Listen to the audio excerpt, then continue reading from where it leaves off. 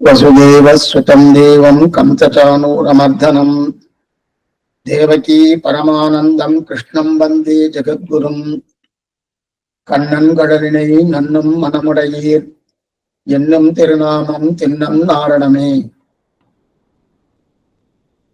கண்ணன் பெருமானுடைய விளையாட்டுக்களை நாம் அனுபவிக்க வேண்டும் என்பதற்காகவே சுக்ராச்சாரியர்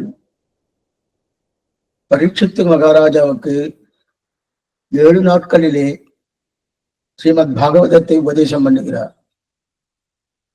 ஆச்சரியமாக அந்த பாகவதத்தை கேட்ட அந்த பரீட்சித்து மிகவும் ஆனந்தப்பட்டு சந்தோஷமடைந்து, ஓ, இப்படிப்பட்ட வைபம் இந்த கண்ணன் பெருமானுக்கு உண்டோ என்று தெரிந்து கொண்டு தான் 7 நாட்களிலே தன்னுடைய பிராணம் போகப் போகிறது என்கிற நிலையும் மறந்து மிகவும் திருப்திப்பட்டேன்.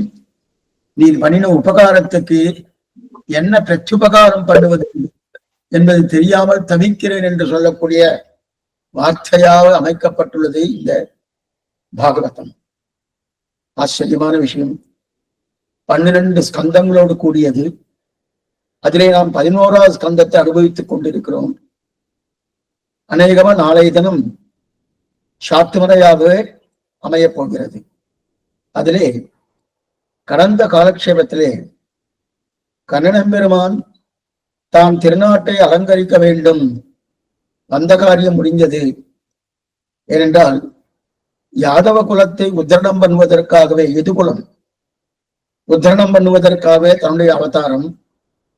பரித்ராணாய சாதுனாம் விநாசாய துஷ்கிருதாம் தர்ம சம்ஸ்தாபனாச்சாரிய சம்பவாமி யுகை யுகைன்னு தெரிவிக்கிறார். அப்ப சாதுக்களை ரட்சிக்கும் பொருட்டு, துஷ்டர்களை நிரசனம் பண்ணும் பொருட்டு, தர்ம சம்ஸ்தாபனம் பண்ணும் பொருட்டும் தன்னுடைய அவதாரங்கள். அந்த அவதாரங்களாலே தான் வந்த காரியம் முடிந்தபடியாலே கிட்டத்தட்ட 120 வருஷங்கள் இந்த பூலோகத்திலே கண்ணன் பெருமான் தன்னுடைய சேட்டிதங்களை காண்பித்ததாக புராணம் கூறுகிறது. அப்ப தான் கிளம்பக்கூடிய ஒரு நிலையிலே என்ன வழி செய்யலாம் என்று ஆலோசிக்க, அப்பொழுது இந்த யாதவர்கள் இருக்கிறார்களே, அகங்கார மமக்காரங்கள் அதிகமா இருக்கக்கூடிய ஒரு தன்மை அவளுக்கு ஏற்பட்டு விட்டது. காரணம் என்னவென்றால், கண்ணன் நம்மோடே இருக்கிறான், நமக்கு எந்த ஆபத்து வந்தாலும் கண்ணன் பெருமான் பார்த்துக் கொள்வான், அதான் நம்மை மிஞ்சினவர்கள் யாரும் கிடையாது, நாமே மிக பெரியவர்கள் என்கிற அகங்காரமும், நம்மை தவிர மற்றொன்று கிடையாது என்கிற மமக்காரமும் பரிபூர்ணமாக அவர்கள் இருந்தபடியாலே இந்த குலமே அழிய வேண்டும் என்கிற சங்கல்பத்தை பகவான் கொண்டபடியால் அதுக்காகத்தான் சில யுக்தியை கையாண்டு விஸ்வாமித்திரர் வரவழைத்து அவர் மூலமாக சில சாபத்தை பெற்றுக்கொண்டு உங்க குலமே அழியும் என்று தெரிவித்தார்னு கடந்த காலக்ஷேபத்திலே பார்த்தோம். அதிலே பகவான் கண்ணன் புறப்படுவதற்கு தயாரா இருக்கும் போது உத்தவர் பகவானை பிரார்த்திக்கிறார். கிருஷ்ணா, நீ கிளம்பி போய்விட்டாய் என்றால் நாங்கள்லாம் என்ன செய்வார்? உங்களை தவிர எனக்கு வேறு கதி கிடையாது, உன் திருவடியை தவிர மற்றொன்று தெரியாது, அதனால் நீ கிளம்ப வேண்டாம் என்று பிரார்த்திக்க, வந்த காரியம் முடிஞ்சது, கிளம்பித்தான் ஆகணும். இருப்பினும் உத்தவா, நீர் வைராக்கியத்தை நன்னா பெற்றுக்கணும் அப்படின்னு நிறைய உபதேசங்கள் பண்றார். ஆனா உத்தவர் திரும்பி கேட்கிறார், வைராக்கியம் என்றது மற்ற விஷயத்துல இருக்குமே தவிர உன் விஷயத்தில் அல்ல வைராக்கியம். அப்ப மற்ற எந்தெந்த விஷயங்கள், விஷயாந்தரங்களிலே வைராக்கியம் இருந்து கொண்டு கண்ணன் பெருமானத்துல பரிபூர்ணமான பிரீத்தி இருக்கணும். அதை விட்டு நீ மாத்தி சொல்கிறாய் என்று கேட்கச்சே, அப்படி அல்ல, நான் எங்கிருந்தாலும் என்னை சேவிக்கக்கூடிய தன்மை உனக்கு ஏற்பட வேண்டும். நான் கூடவே இருந்தால்தான் நம்மால் பகவானை தியானிக்க முடியும் என்றோ பகவானை நேசிக்க முடியும் என்றோ, பகவானை நினைக்க முடியும் என்றோ, பகவானை ஸ்தோத்திரம் பண்ண முடியும் என்றோ நினைக்க வேண்டாம். எங்கு இருந்தாலும் என் நினைவு இருந்தால் போரும், அதுவே உனக்கு பரம பிரயோஜனத்தை கொடுக்கும். அதனால் நீர் கந்தமாதர பர்வதம் என்கிற பர்வதம் இமாலய மலையிலே இருந்தது. அதுதான் பத்ரிகாசிரமம். அங்கு போய் சில நாட்கள் வந்து அங்கு என்னையே நினைத்து தியானம் பண்ணிரு என்று சொல்லி அங்கு அனுப்புறார். அது அனுப்பதற்கு முன்னாடியே சில யது மகாராஜா அவதூத்து சன்னியாசியிடத்துல பேசிய சில சம்வாதம், ரெண்டு பேருக்கும் ஒருத்தருக்கு ஒருத்தர் வாய்வார்த்தை ஏற்படுகிறது. அர்த்தம் என்னன்னா, அவர் சில கருத்துக்களை சொல்றார் யது மகாராஜாவிட்ட. அந்த யது என்ன கேட்கிறாருன்னா, இந்த அவதூச சன்னியாசியை பார்த்து நீர் மிகவும் ஆனந்தமாக இருக்கிறீர்களே, என்ன காரணம்? யாரோடும் பற்றில்லாமல் இருப்பது காரணமா, அல்லது எதுவுமே வேண்டாம் என்று எல்லாத்தையும் துறந்தது காரணமா, அல்லது நீ தனியா இருக்கிறீரே அது காரணமா என்று எவ்வளவோ காரணத்துல கேட்க, இதெல்லாம் எதுவுமே காரணம் இல்லை. என்னை சுத்தி 25 குருக்கள் இருக்கிறார்கள். அந்த 25 குருக்களை பார்த்து இதெல்லாம் தெரிஞ்சு கொண்டேன் என்று யது மகாராஜாவுக்கு அவதூத சன்னியாசி உபதேசிக்கிறார். அந்த உபதேசத்தை சுவாமி கிருஷ்ணன் புத்தவருக்கு உபதேசம் பண்றார். அதைத்தான் நம்ம கடந்த காலட்சத்துல பார்த்து கொண்டிருந்தோம். 25 குருக்கள்னு சொன்னார். அந்த 25 குருக்கள்ல முதல்ல பிருத்திவி, அப்பு, தேஜஸ், வாயு, ஆகாசத்தை சொன்னார். அதற்கு மேல கிட்டத்தட்ட 17 நிலைகளை சொன்னார். அந்த 17 நிலைகளிலும் தான் என்னன்னா, சிலதெல்லாம் நம்மால தேடிக்கொள்ளக்கூடிய ஒரு ஆபத்துக்கள், அந்தந்த ஆபத்துக்கள் 5 விஷயமாக சொன்னார். அதற்கு மேற்கொண்டு 17வது விஷயம், அதைத்தான் நம்ம பார்க்கணும். பிங்களா என்கிற சொல்லக்கூடிய வேசி, வேசியாசி, விபச்சாரின்னு சொல்ற பாருங்க. அந்த மாதிரி வார்த்தையெல்லாம் நம்ம உபயோகப்படுத்துறது கிடையாது, பிரியத்துக்காக சொன்னேன். வேசியாசி, அந்த வேசியாசி தன்னுடைய உடலை வித்து என்ன பண்ணார், தன்னுடைய ஜீவனத்தை பார்த்துட்டு இருக்கார். ஆனா அவள் நினைக்கிறார், ஓ இந்த சரீரம் பகவானுடையது, இந்த ஆத்மா பகவானுடையது, அவனுக்கு அர்ப்பணிக்காமல் இந்த சரீரத்தை யாருக்கோ கொடுத்துருக்கமே அப்படின்னு யோசித்து யோசித்து யோசித்து தன் உடலை விற்கக்கூடிய தன்மையை விட்டால் அந்த வேசியாசி. விட்ட உடனே பகவானையே நினைத்து தியானம் பண்ணி நினைத்து அவன் நற்கதியை அடைந்தான். ஆனால் அப்ப அவன் நினைக்கிறது என்னன்னா, நான் ஒண்ணுமில்லை, நான் தவறான பாதையில் இருந்தேன், நல்ல பாதையில் இல்லை. சரீரத்தை விற்று கொண்டு அதன் மூலமாக ஜீவனத்தை நினைத்துக் கொள்ளக்கூடிய ஒரு தன்மையில் இருந்தேன். அது குற்றம் தானே, அது நல்ல எண்ணம் கிடையாது. இருப்பினும் எனக்கே இப்படிப்பட்ட கண்ணன் பெருமாவுடைய அனுகிரகம் பரிபூர்ணமாக கிடைத்திருக்கின்றால், நான் நல்லவனாக இருந்திருந்தால் எனக்கு எவ்வளவுதான் நன்மை கிட்டு இருக்கும் என்று அவன் நினைக்கிறான். இந்த வேசியாசியை நினைக்கிறான். சரி சுவாமி, இதனால் நமக்கு என்ன தெரியுது? அவதூத சன்னியாசி யது மகாராஜாவுக்கு இதனால என்ன தெரிவிக்கிறார்கள்? யார் எத்தனை குற்றங்கள் பண்ணியிருந்தாலும், அதான் ரொம்ப முக்கியம். யாரார் எத்தனை குற்றங்கள் பண்ணியிருந்தாலும், எத்தனை தீவனாக இருந்தாலும், பகவத் தியானம் இருக்கே, அந்த பகவத் தியானமே பகவானை பெற்றுக் கொடுக்கும். என்ன குற்றம் இருக்கே சுவாமி, இந்த குற்றம் இருக்கிறபடியால் என்ன சாமான்யமா லோகத்துல என்ன சொல்லுவார்? நம்ம எங்கேயா ஊருக்கு போகணும்னாலும் தான் குற்றவாளியா இருந்தா அவ பாஸ்போர்ட்டை கொடுக்க மாட்டான். கிடையாது, அந்த ஊருக்குலாம் போகக்கூடாது அப்படின்வா. குற்றவாளியா இருந்தா சில சலுகைகள்லாம் கொடுக்க மாட்டா. குற்றவாளினா என்ன, இந்த ஒரு மாதிரி சந்தேக கண்ணோட்டத்தோடு அரசாங்கம் பார்க்கும். இதெல்லாம் உண்டோனும். ஆனா பகவான் அதெல்லாம் பண்றதே இல்லை. குற்றம் புரிந்தவர்களுக்கு பொறையும் கிருபையும் ஸ்ரீமத்ரமூர்த்தி தெரிவிக்கிறார். இது ஒரு பாகவதாட்ட அந்த மாதிரி இருக்கணுமா? ஆனா பகவான் எப்படி இருக்காருன்னா, நீ குற்றம் பண்ணிருக்கியா, பரவாயில்ல, அந்த குற்றத்தையே போக்கியமாக கொள்கிறேன். அந்த குற்றம் என்னது? ஏதோ ஒரு குற்றம், அத வாத்சல்யம், வத்சத்தின் பக்கத்திலே கண்டு இருக்குமா போலே. பசுமாடு அப்பதான் கன்று ஈன்றது. ஈன்ற உடனே அந்த கன்றுக்கு மேலே இருக்கக்கூடிய ரத்தம் என்ன, மஞ்சள் என்ன, சீழ் என்ன, என்னென்ன உண்டோ அத்தனை அழுக்குகள் அந்த கன்றுக்குட்டி மேலே இருக்கு.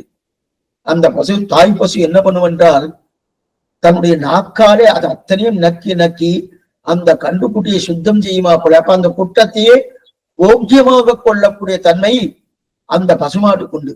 அதான் வாத்சல்யம்னு பேரு. வசத்தின் பக்கத்திலே கன்றுக்குட்டி இருக்குமா போலேன்னு தெரிவிப்பார்கள். அப்படிப்பட்ட வாத்சல்ய குணம் படைத்தவன் பகவான். எத்தனை குற்றம் பண்ணியிருந்தாலும் படி சொல்ல சொல்ல என்ன தோணும்னா, அப்பன்னா பகவானை நம்ம அடையணும்னா அப்ப குற்றம் பண்ணணும் சுவாமி. குற்றம் பண்ணிட்டு அதுக்கப்புறம் போனோமான்னா அப்படி அர்த்தம் இல்லை. நீ தெரியாத்தனத்தாலே குற்றம் பண்ணினால், அறியாத்தனத்தாலே குற்றம் பண்ணினால், அந்த குற்றத்தாலே பகவான் என்னை தள்ளிவிடுவானோ, என்னை அங்கீகாரம் பண்ண மாட்டானோ என்கிற எண்ணம் உனக்கு வேண்டாம். ஏன்னா அவன் வாத்சல்ய உடையவன், பக்த வத்சலன், பக்தர்களுக்கு வத்சலனாக இருக்கிறான். அதனாலே பகவான்கிட்ட நம்ம தியானம் பண்ணினோம் என்றால், பெண்களுக்கு அதெல்லாம் இல்லையே சுவாமி, நினைச்சாலே போறோம், நினைச்சாலே போறோம். ஏன்னா நினைவே அமையும்னு தெரிவிப்பார் நம்முடைய பூர்வாச்சாரியர்கள். நம்முடைய நினைவு தான் பகவானை பெற்றுக் கொடுக்கும். அப்ப அந்த நினைவு உபாயமான நினைவு உபாயம் கிடையாது, அந்த நினைவை கொடுத்ததே பகவான் தான். அப்ப நினைவை கொடுத்ததே பகவான். அப்ப எப்பயோ கொடுத்திருக்கலாமே சுவாமி, நான் இத்தனை ஜென்மாவை வந்திருக்கேன், கொடுத்துட்டே இருக்கார். அவர் கொடுக்காம இல்லை, நினைவை எப்பவுமே கொடுத்துட்டு இருக்காரு. அந்த நினைவு வேண்டாம் வேண்டாம் நம்ம தடுத்துட்டு இருந்தோம். அந்த தடுப்பு நீங்கியதனால் நினைவு நமக்கு தன்னிடையே வரப்போகுது. அவர் எப்பவுமே ஈஸ்வரஸ்ய சௌகார்த்தம், பகவான் நம்மை அங்கீகாரம் பண்றதுக்காக எப்ப முதல் சிருஷ்டிக்கும் போது அந்த அங்கீகாரத்தை அவர் ஏற்றுக்கொள்கிறார். நாம் அதை ஏற்றுக்கொள்ளாமல் தள்ளி தள்ளி வைக்கிறோம். அதான் என்ன பண்றார், அவரால் அங்கீகாரம் பண்ண முடியல. நீ யார் என்னை அனுமதிக்க, நீ யார் எனக்கு நன்மை செய்ய, எனக்கே நன்மை செய்யக்கூடிய தன்மை என்னிடத்தில் உண்டு. என்ன சொல்லியிருக்கு சாஸ்திரமே, ஞானமயன் ஆனந்தமயன் சொல்லியிருக்கணும். அப்ப ஆச்சரியமான ஞானமுடையவன் தானே. அந்த ஞானமுடையவன் விட என்னாலே நான் என்னை ரட்சித்துக் கொள்கிறேன் என்கிற தன்மை நமக்கு ஏற்படுகிறபடியாலேதான் பகவான் நம்மை ரட்சிப்பதில்லை. அவர் ரட்சிப்பதற்கு எப்போதும் காத்து கொண்டே இருக்கிறார். அந்த நிலை எங்கிருந்து தெரியுது? இந்த ரேஷ்யாஸ்ரீ நினைச்சா, இத்தனை தவறு பண்ணியிருக்கேனே, எத்தனை தவறு, என்னுடைய உடம்பை விட்டு நான் என்னுடைய ஜீவனத்தை ஏற்படுத்திக் கொண்ட எத்தனை குற்றங்கள், இத்தனை குற்றம் இருந்தும் பகவான் என்னை அங்கீகாரம் பண்ணி கொண்டு அவன் திருவடியை காட்டி கொடுத்து அவனுக்கு அனுபவத்தை பிரீத்திகாரத கைங்கரித பண்ணும்படியான தன்மையை எனக்கு அமைத்து கொடுத்தான் என்றால் நான் நன்னா இருந்தா எப்படி இருந்திருக்கோம் அப்படின்னு தெரிவிக்கிறார். இது அப்படியே அவதூத சன்னியாசி எதிர்மகாராஜர்கிட்ட இது தெரிவிக்கிறார் அப்படின்னு தெரியுது. அதுக்கப்புறம் அடுத்த இது புறவை என்று ஓர் பறவை. புறவை என்று ஓர் பறவை அப்படின்னா, நம்ம இடத்துல நிறைய வச்சுட்டு இருந்தோம் வச்சுக்கேன், அதெல்லாம் மத்தவா தொந்தரவு பண்றதுக்கு உண்டான ஒரு நிலை வந்துருவான். நிறைய நம்மகிட்ட இருக்கு, என்ன இருக்கு சுவாமி, சொத்தே நிறைய இருக்குன்னு வச்சுக்கோ. அப்ப மத்தவா தொந்தரவு, சொத்து நிறைய இருந்தாலே என்னன்னா முதல்ல தூக்கம் வராது, நிறைய வியாதி வந்துடும். சுவாமி சொத்து இருக்கிற நிறைய பேர் இருக்கா சுவாமி, அவளுக்கு வியாதி வந்துட்டனா அந்த சொத்தை வைத்துக் கொண்டு அந்த வியாதியை சரிப்படுத்திக்கிறான்னா, வியாதி சரிப்படுத்துறா வாஸ்துவம் தான். ஆனா ஒண்ணுமில்லாத ஒரு வாசல்ல உட்கார்ந்து இருக்கிறோம் சாப்பிடுற மாதிரி அவளால சாப்பிட முடியாதுன்னா சாப்பிட முடியாது இல்லை. அப்ப நம்மகிட்ட இருக்கிற அளவுக்கு இருக்கணும். நிறைய வச்சுண்டாலே என்ன ஆகும்னா, அதனால அது என்ன பண்றதுன்னா, பிற பேருக்கு அது நிறைய பேர் கிட்டக்கு வருவா, கிட்டக்கு வந்து என்ன பண்ணுவா, தொந்தரவு பண்ணிட்டே இருப்பா. எனக்கு இது கொடுக்குறியா, எனக்கு அது கொடுக்குறியா, எனக்கு அது கொடுக்குறியான்னு கேட்டுட்டே இருப்பா. கொடுத்தா நல்லதானே சுவாமின்னா, அந்த எண்ணம் வருமே, அந்த எண்ணம் வரணுமே. நானே வச்சுட்டு இருக்கேன், நானே வச்சுருந்தேன், கொடுத்தா குறைஞ்சிடுமே என்கிற நிலை இருக்கணும். அப்படின்னா அப்ப என்ன பண்ணலாம், அந்த நிலை வராம இருக்கணும்னா வேண்டாம், கிட்ட இருக்க வேண்டிய அளவுக்கு இருந்தா போறோம். கொல்லென்று கிளந்தெழுந்த பெரும் செல்வம் நெருப்பாக, இந்த பெரும் செல்வமே நெருப்புன்னு தெரிவிக்கிறார். அப்ப பெரும் செல்வம் வந்தாலே என்ன தொந்தரவு. அதெல்லாம் என்ன பண்ணுவார், நிறைய பேர் தேடி கிட்டக்க வருவா. கிட்டக்க வந்துன்னா இதை கொடுக்குறியா, அதை கொடுக்குறியா, அதை கொடுக்குறியா. என் பகவான் எல்லாம் நந்தனம் பிரார்த்திக்கிறா. அண்ட குலத்துக்கு அதிபதியாகி நம்ம பார்த்துட்டு இருந்த திருப்பல்லாம்ல அண்டாதிபதையே நமகா அசுரசத்ரவே நமகா ஐஸ்வர்யார்த்தி இல்லையா கேட்கிறானோ அது வேண்டாம். அப்பன்னா சொத்து சேர்க்க வேண்டாம்னு சொல்றேன். அப்ப சொத்து என் குழந்தைகளுக்கு என்னுடைய பேரன் பேத்திகளுக்கு வேண்டாம்னு சொல்றேன். அது அர்த்தம் இல்லை. இருக்க வேண்டிய அளவுக்கு இருந்தா வரும், அதற்கு மேல தேவையில்லை. இருந்தா அது என்ன பண்ணும்னா மற்றவாளை தொந்தரவு பண்ண வைக்கும். பண்ணிட்டே இருப்பா, குடு குடு குடு குடுன்னு பண்ணிட்டே இருப்பா. இது எது போலன்னா புரியத்துக்காக சொல்றேன். நீங்க இது கேள்விப்பட்டிருக்கணும், அதாவது காக்கா வடைய சாப்பிட்ட கதை. அதே மாதிரி இதெல்லாம் முந்தியெல்லாம் கதையில குழந்தைகளுக்கெல்லாம் சிறு வயசுல 1ஆம் வகுப்பு 2ஆம் வகுப்புல எல்லாம் வரும். காக்கா வடையை சாப்பிட்ட கதை. அந்த காக்கா வடையை வச்சு விட்டு வச்சுங்களேன், அதை சுத்தி நிறைய வந்துட்டே இருக்கும், சுத்தி சுத்தி வந்துட்டே இருக்கும். அதே அந்த வடையை தூக்கி போட்டு விட்டு வச்சுக்கேன், யாருமே இருக்க மாட்டாங்க. யாருன்னா அவா கூட்டமே, அந்த காக்காக்கள் கூட்டமே சுத்திண்டே இருக்கும். அது வடையை தூக்கி போயிடுச்சுன்னா அதுக்கப்புறம் யாருமே விட வரதுன்னா அதே போலதான். என்ன தெரியுது, என்கிட்ட எதுவுமே இல்லை, எதுவுமே இல்லைன்னா என்கிட்ட இருக்கிற அளவுக்கு இருக்கே தவிர மேற்கொண்டு உன்னிடத்தில் கொடுக்கும் அளவுக்கு என்கிட்ட ஒண்ணும் இல்லை. ஞானத்தை கொடுக்கலாம், அது குறையவே குறையாது. கொஞ்சம் நல்லா படிச்சுக்கோ. ஓ கொடுக்க வேண்டாம் கொடுக்க வேண்டாம்னா அப்படின்னா இன்னும் வேண்டாம்னு அர்த்தம் இல்லை. ஞானத்தை தாராளமா கொடுக்கலாம், அனுஷ்டானம் அந்த அனுஷ்டானம் சொல்லலாம், அதே போல வைராக்கியத்துக்கு எடுத்து சொல்லலாம், இதெல்லாம் பண்ணலாம். ஆனா சொத்து இருந்தாலே அது மற்ற பேர் தொந்தரவு பண்ணும். அப்பனா அந்த சொத்து வேண்டாம். இது எதுல இருந்து தெரிஞ்சுட்டேன், பறவையின் மூலமாக தெரிந்து கொண்டேன். இது பறவையின் மூலமாக தெரிஞ்சு கொண்டேன். ஏன்னா நிறைய இருந்தாலே சமந்தாது, நிறைய நல்லா புரிஞ்சுக்க, நிறைய இருந்தாலே அதை காப்பாத்தணும்னு தோணும். காப்பாத்தணும்னு தோணுச்சுன்னா அது ராத்திரி ஆனா யாரா வந்துருவாளோ, வந்துருவாளோ, தீவிரவாதி வந்துருவாளோ, திருடத்தை வந்துருவாளோ, வேற யாரா எடுத்து போயிடுவா அப்படின்னு. அது மட்டும் இல்லை, நான் மாத்து குழந்தைகள் இருக்குல்ல, அவளே பிரிச்சு கொடுப்பார மாட்டோரோ, என்ன ஆகுமோ தெரியாது அப்படின்னு அவரு இந்த தொந்தரவுல வேண்டாம். பறவை பார்த்து தெரிஞ்சில்லேன்னு அந்த அவதூத சன்னியாசி எதுமகராலை தெரிவிக்கிறார். அதுக்கு அடுத்தது ஒரு சிறுவனை பார்த்து என்ன தெரிஞ்சிட்டாரு, மான அவமானங்கள் கூடாதுன்னு தெரிவிக்கிறார். ரொம்ப முக்கியமான விஷயம் இது. சிறுவனை பார்த்து மான அவமானங்கள் கூடாதுன்னு தெரிஞ்சுட்டேன். ஏன் சொன்னா சின்ன சிறுமியர்கள் சிறுவர்கள் இவெல்லாம் ஒருத்தருக்கு ஒருத்தர் நீங்க போனா நீங்க LKG UKG first standard second standard இங்கெல்லாம் போய் பார்த்தோம்னா அடிக்கடி குழந்தைகள் ஒருத்தருக்கு ஒருத்தர் சண்டை போட்டுப்பாங்க. குழந்தைகள் ஒருத்தருக்கு சண்டை போட்டுட்டே இருப்பாங்க. சண்டை போட்டுட்டே இருக்க செய்து சரி சண்டை போட்டுட்டால சுவாமி அவ்வளவுதான் போட்டிருக்கு, இனிமே இந்த குழந்தை அந்த குழந்தைய பேசாதன்னா அடுத்த நிமிஷமே பேசுவா. அடுத்த நிமிஷமே 2 பேரும் பேச ஆரம்பிச்சிருவாங்க. என்ன இத்தனை நாள் சண்டை போட்டாலன்னா இது நாம தான் அந்த மாதிரி தெளிவாதான் அந்த மாதிரி சண்டை போட்டோன்னா பார்த்தா சண்டை போட்டாலும் அப்படின்னு வச்சுட்டு 10 வருஷம் ஆனாலும் அதை ஞாபகத்தில் வைத்துக் கொண்டு அதுக்கு பழிவாங்கணும் என்கிற எண்ணத்தோடு பெரியவா இருப்பான். ஆனா குழந்தைகளுக்கு அந்த எண்ணமே கிடையாது. அவன் சண்டை போடுறது சகஜம், அந்த குழந்தையுடைய சுபாவத்தாலே. ஆனா சண்டை போட்டு முடிச்சு அடுத்த நிமிஷமே ஒருத்தருக்கு தோல் மேல் தோல் போட்டு போயிட்டே இருப்பான்.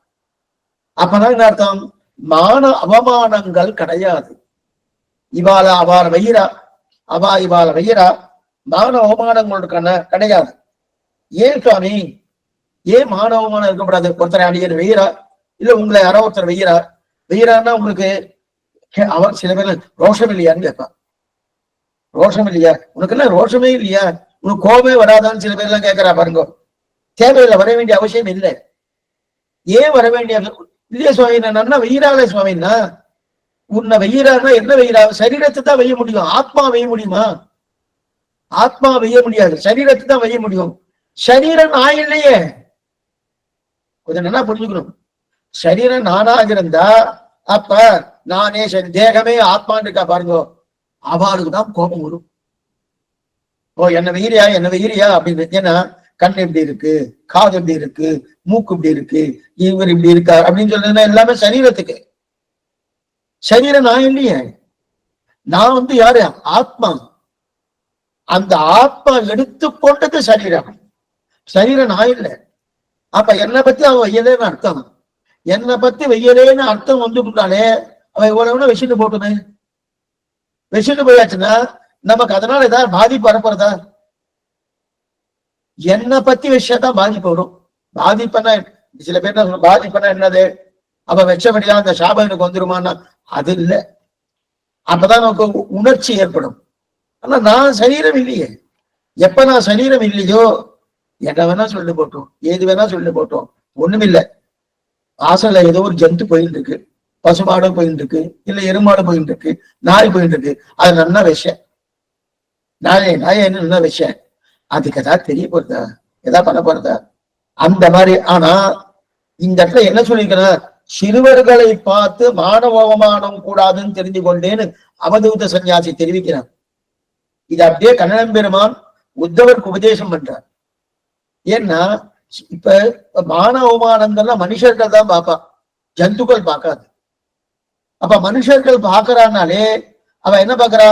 சரீரம் நான்னு பார்த்துடுறா. குழந்தைகளுக்கு அப்ப சரீரம் நான்னு தெரியாதன்னா அவ மான அவமானமே பார்க்க மாட்டாளே. அவளுக்கு சரீரம் வேறு ஆத்மா வேறு புரிஞ்சுக்க வேண்டிய அவசியமே இல்லை. ஆனா அவளுக்கு இந்த குழந்தை என்ன திட்டிச்சுன்னு வச்சுக்கேன், உடனே வந்து அதுக்கு மானவமானம் பார்க்குமானா பார்க்காது. பார்க்காதது காரணம் சரீரம் நான் இல்லை அப்படின்றதுக்காக இல்ல, பார்க்காது என்ற தன்மையே அந்த குழந்தைகளுக்கு உண்டு. ஆனா பார்க்கக்கூடிய தன்மை பெரியவாளுக்கு இருக்கிறபடியாலே இவ என்ன பண்ணும்? மானவமானங்கள் பார்க்கப்படும். என்ன சொல்லல என்னால சொல்லு மானவங்க பார்க்க வேண்டிய அவசியம் கிடையாது அப்படின்னு இருந்துட்டா வச்சுக்கேன். அவர் எத்தனை நாள் 4 நாள் வெய்வார், 5ஆவது நாள் என்ன பண்ணுவார்னா பேசாம போய்வார். பேசாம போயிடு. இவர் என்ன போய் பேசாலும் ஒண்ணுமே பேசுறதே இல்லையே, எத்தையுமே பண்ணலையே, பேசாம போயிடல. அப்ப மானவமானங்கள் கூடாதுன்னு சிறுவர்களை பார்த்து தெரிந்து கொண்டேன் அப்படின்னு தெரிவிக்கிறார். அதுக்கப்புறம் ஒரு சிறுமியை பார்த்து அப்படி என்ன தெரிஞ்சுக்கிட்டேன்னா அவன் இடத்துல என்ன தெரிஞ்சு கொண்டேன்? ஏன்னா ஏகாந்தமாக இருந்தா வம்பு இல்லைன்னு தெரிஞ்சுட்டேன்ற. ஒரு சிறுமியை பார்த்து ஏகாந்தமா, சிறுமின்னா அந்த இடத்துல ஒரு கல்யாணான பொண்ணுன்னு வச்சுக்கலாம். ஏன்னா அந்த காலத்துல 10 வயசுலயே கல்யாணம் பண்ணிடலாம். இதெல்லாம் அந்த காலத்துல இருக்கக்கூடிய எக்ஸாம்பிள். அதனால அப்ப ஏகாந்தமா இருந்தா வம்பு இல்லைன்னு நினைக்கிறேன். சரி சுவாமி, ஏகாந்தமா தனியா இருக்கணும்னு அர்த்தம். தனியா இருந்தா வம்பு இல்லைன்றார். ஏன்? பல பேருக்கு நடுவில் இருந்தாலும் வம்பு தான் வரும். ஸ்ரீ வைஷ்ணவாருக்குள்ள நடுவில் இருந்தா வம்பு இல்லை, பாகவதாருக்கு நடுவில் இருந்தா வம்பு இல்லை, பகவானுக்குள்ள இருந்தா வம்பு இல்லை. ஆனா அதை தவிர சாமானியப்பட்டவர்களா இருக்கிற லௌகிகர்கள் அவர்களுக்கு நடுவில் இருந்தா வம்பு தான் வரணும். ஏன்னா பிரியத்துக்கா சொல்றேன், வாசல்ல உள்ளுக்குள்ள அந்த சிறுமி, அதாவது கல்யாணம் தான் கல்யாணம் ஆன பொண்ணு, அந்த பெண் என்ன பண்றா? அவளுடைய மாமியார் மாமனார் வரான்னு தெரிஞ்சு விட்டு எங்க வெளில போயிருந்தா மாமனார் மாமியார் வரான்னு தெரிஞ்சுட்டு உடனே அவளுக்குலாம் சமைக்கணும், சமைக்கணுன்றதுக்காக அப்பதான் நெல்லை புடைக்கிறா, நெல்லு குத்துறா, உரல்ல போட்டு நெல்லு. அந்த காலத்துல அதெல்லாம் மண் வரணும். நெல்லு குத்துறா. நெல்லு குத்துறோம்னா என்ன பண்ணுறது? இந்த குழந்தை நிறைய வளையல் போட்டுருக்காரணும், 2 கையில நிறைய வளையல் போட்டிருக்கா. காசம் பிறப்பும் கலகலப்ப கைபேர்த்து வாசனரும் குடலாட்சியரும் திருப்பாவில பாசனம் நிறைய போட்டிருக்கா. அந்த வீட்டு வாசல்ல தென்னையில இந்த அவதூத சன்னியாசி படுத்துட்டு இருக்கார். படுத்துட்டு தூங்கத்துக்காக அவருக்கு அங்கதான் இடம் கிடைச்சது, தூங்கத்துக்காக படுத்துட்டு இருக்கார். இந்த குழந்தை என்ன பண்ணிச்சு? மாமியார் மாமனார் வராரு, அவளுக்கு பிரசாதம் பண்ணணுன்றதுக்காக என்ன பண்ணா? நெல்லு குத்துறா. நெல்லு குத்தரிச்சு இந்த கையில இருந்தது நெல்லு குத்தணும், வழங்கை எடுத்து குத்தணும் போகணும். குத்தரிச்சு இந்த கையிலயும் வளையல்கள் நிறைய இருக்கு, இந்த கையிலயும் வளையல்கள் நிறைய இருக்கு. அந்த குத்தும் போது இந்த வளையல்கள் ஒண்ணுக்கொண்ணு சேர்ந்து ஒரே சப்தம் வந்துட்டு இருக்கு. இந்த வளையலும் அந்த வளையலும், அந்த வளையலும் இந்த வளையலும் சேர்ந்து சப்தம் வந்துட்டு இருக்கு. சப்தம் வந்துட்டு இருக்கு. இது அவதூத சன்னியாசி சின்னையில படுத்துட்டு இருக்கார் தூங்குறதுக்காக. அவர் சப்தம் இருக்கிறபடியால் அவரால் தூங்க முடியல.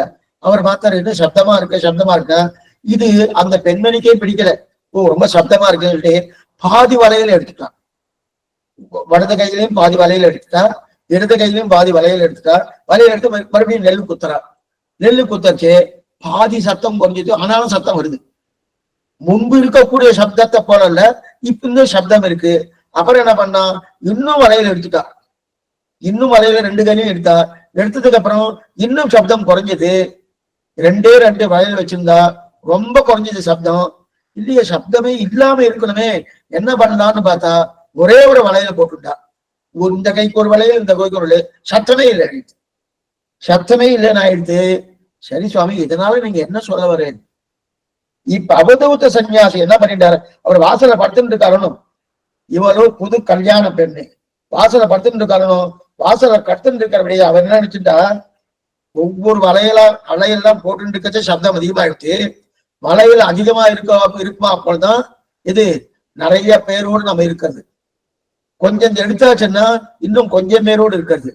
எல்லாத்தையும் எடுத்துட்டு ஒரே ஒரு வளையம் தான் தனித்து இருக்கிறதுன்னு. அப்ப ஏன் நிறைய பேர் இருந்தாலும் வம்பு, குறைஞ்சபட்சம் 2 பேர் இருந்தாலும் வம்புதான். அப்ப ஒருத்தர் இருந்தா அப்ப தனிமையா இருக்கணும். அதனால எந்த வம்பு வரல இல்லையா? இப்ப அதுல இருந்து எது தெரியுது, ஒரு வளையல் போட்டபடியால எந்த சப்தம் வரல. இப்ப இந்த அவதூத சன்னியாசி என்ன தெரிவிக்கிறார்னா, ஒண்ணுமில்ல, நான் மட்டும் தனித்து ஏகாந்தமா இருந்தா எந்த விதமான வம்புகள் வராது. அப்ப ஏகாந்தமா இல்லாம ஏதோ 4 பேரோடு கலந்து பரிமாறினால் வம்புகள் வருதுன்னு தெரியுது அப்படின்னு யார் தெரிஞ்சுட்டா?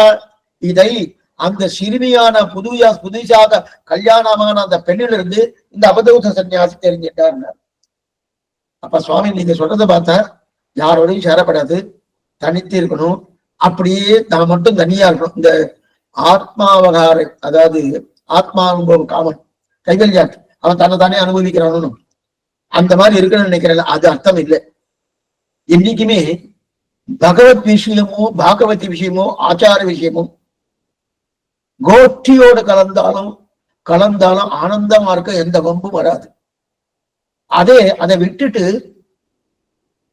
நாம் சாமானிய பட்டங்களோடு லௌகிகர்களோடு ஏதோ கூடிக்கொண்டு திரிந்து கொண்டு அவர்களோடு என்னவோ பேசிக்கொண்டு பாகவத விஷயமோ ஆச்சார விஷயமோ பேசாமல், உங்காத்துல என்ன பண்ண, இங்காத்துல என்ன பண்ண, உங்காத்துக்காரர் என்ன பண்ணார், இவர் என்ன பண்ணார் அப்படின்னு தேவையில்லாத வம்பு பேசினா வம்புகள் தான் வரும். அதைத்தான் இவர் கூடாதுன்னு தெரிவிக்கிறாருங்களே. உடனே நமக்கு என்ன தோணும், அப்பன்னா நம்ம கோஷ்டி சேரப்படாது, யாரும் வரப்படாது அப்படின்னு அர்த்தமே இல்லை. இன்னைக்குமே பகவத் விஷயத்திலே பேச பேச பேச ஆனந்தம் பெருகிறது மட்டும் கிடையாது, பெருகிறது மட்டுமல்ல, அதனால நம்முடைய ஆத்ம உஜ்ஜீவனம் அடையிறது. ஆனா அது இல்லாம தேவையில்லாத வந்து பேசினா சரீர நாசம் ஆத்ம நாசம் ரெண்டுமே ஏற்படுறது. சரீர நாசம் ஏற்படுமானா பிபி வரும், சுகர் வந்துடும். அவன் ஏதோ வம்பு சொல்றா, அந்த வம்ப கேட்டோம்னா ஹோ அப்படியா அப்படின்னு நம்ம ஏதோ சொல்ல வேண்டி வருது. இதெல்லாம் பண்ண பண்ண பண்ண என்ன வருது, சரீரமும் நாசமாறுது, ஆத்மாவும் நாசமாறுது. ஆத்மாவுடைய நிலை என்ன, சேஷத்துவ பாரதம் தெரியும், அதுவும் போயிடுறதும். அதனால கூட்டம் வேண்டாம், தனித்து இருந்தா. இது தெரிஞ்சிருது, புது கல்யாண பெண்ணிடத்திலிருந்து அவர் நெல்லு குத்தும் போது போட்ட வளையல்கள் இருந்து இந்த அவதூத சன்னியாசி தெரிஞ்சிட்டார். இன்னைக்குமே பெரியோர்கள் என்ன பண்ணுவார்னா, சிறு சிறு காரியங்கள் இருக்கணும், அந்த சிறு சிறு காரியத்திலிருந்து ஒரு நல்லதை நன்னா எடுத்துப்பா. நமக்கெல்லாம் என்ன தோணும்னா, எந்த குற்றத்தை சொல்லலாம் அப்படின்னு நம்மளுடைய நிலை, அடியனுடைய நிலை. யாரோ என்ன காரியம் பண்ணாலும், யாரோ பகவத் கைங்கர் ஒண்ணு பண்ணியிருக்கார், பாகவதாலுக்கு ஒரு கைங்கரம் பண்ணியிருக்காருன்னு வச்சுக்கேன், உடனே அவர் பண்ணாராக்கும், இவ்வளவு தப்பு தப்பா பண்ணியிருக்காரு அப்படின்னு அதுல என்ன குற்றம் சொல்லலாம்னு பார்த்துட்டு இருப்போம். ஆனா பெரியோர்கள் அது பண்ண மாட்டார். பெரியோர்கள் எந்த ஒரு சிறு காரியமா இருந்தாலும் அந்த சிறு காரியத்தால நாம் என்ன புரிஞ்சுட்டோம், நமக்கு என்ன செய்தி கிடைக்கிறது, நம்மால அதனுடைய செய்தியை எப்படி புரிஞ்சு கொண்டு அதனுடைய நம்ம அனுஷ்டானத்தை கொண்டு வர முடியும், அதைத்தான் பார்க்கிறார். இது சிறுமியிட்டு தெரிஞ்சுட்டேன் அப்படின்னா தனித்து ஏகாந்தமா இருக்கணும். லௌகிக விஷயத்துல, பகவத் விஷயத்திலையும் பாகவத விஷயத்திலும் ஆச்சார விஷயத்திலும் கோஷ்டியா இருக்கணும் தெரிஞ்சுட்டார். அதுக்கப்புறம் அடுத்தது கருமான். அதே மாதிரி இவர் இருக்காரு, அவர் என்ன பண்ணார், கருமான் மேசையை வச்சுட்டு சின்னதா சாமத்தை வச்சுட்டு உளிய வச்சுட்டு தன்னுடைய கர்மமே கண்ணாக்கா வேலை செஞ்சுட்டே இருப்பார். ஏதோ நகை என்னன்னா பண்ணிட்டு இருக்காருன்னு வச்சுக்கணும். அவர் என்ன பண்ணார், மேசை மேல உட்கார்ந்துட்டு மேசை மேல வச்சுட்டு சாமனம் இருக்கும், சின்னதா சாமனத்தை வச்சுட்டு உளிய வச்சுட்டு அப்படியே கர்மமே கண்ணா வேலை பார்த்துட்டு இருக்காரு. வேலை பார்த்துட்டு இருக்காச்சு அக்கம் பக்கம் பார்க்கவே மாட்டார். எங்கும் பக்கம் நோக்கரியார் என் பைந்தாமரை கண்ணனேன்னு தெரிவிக்கிறாழ்வார். அப்ப அக்கமங்க பார்க்க மாட்டார். பொற்கொலனுக்கு இதேதான், கருமானும் இதே மாதிரிதான் இருப்பார், பொற்கொலனும் இதே மாதிரிதான் இருப்பாரு. அப்ப அப்படிதான் அதை பார்த்து என்ன தெரிஞ்சுன்னா, அவளுக்கு எந்த லட்சத்திலிருந்து கண் மாறவே கூடாது, அதையே பார்த்துட்டு இருக்கணும். எதை தான் எந்த காரியத்தை பண்றானோ அதை வைரத்தோடு ஒண்ணு பண்றா வச்சுக்கணும். வைரத்தோடு பண்ணும்போது அந்த வைரத்துல அது ஒரு தங்கத்துலதான் அது வைரத்தோட ஏற்றுவா. ஏற்றத்துக்கு முன்னாடி அரக்கு வைக்கணுமோனோ, அரக்கு வச்சு ஒரு தட்டு தட்டுவா. தட்டு தட்டும் போது அந்த பொந்துக்குள்ள அந்த சிறு துவாரத்துக்குள்ள அது தட்டணும். அதை தட்டச்சே சரியா தட்டணும். மாத்தி தட்டாச்சுன்னா அதுவும் இந்த வைரத்தை வச்சு மாற்றி வைரமே வைரக்கல்ல எகிரி போயிடும், இல்ல வேற எங்கேயா போயிடும், இல்ல அது உடஞ்சு போயிடும் போறதுக்கு உண்டான. அப்ப என்ன, கருமமே கண்ணாயினார். பாருங்க, கருமமே கண்ணாயினார் அந்த நிலையோடையே அதையே பார்த்துட்டு இருக்காருனோ. அப்படி இப்படி கண்ணு போகும்னா போகவே போகாது. மகாபாரதத்துல ஆரம்பத்துல அர்ஜுனன் எல்லாம் சின்ன குழந்தைகள். அப்ப வில்வித்தை போட்டு வைக்கிறார்.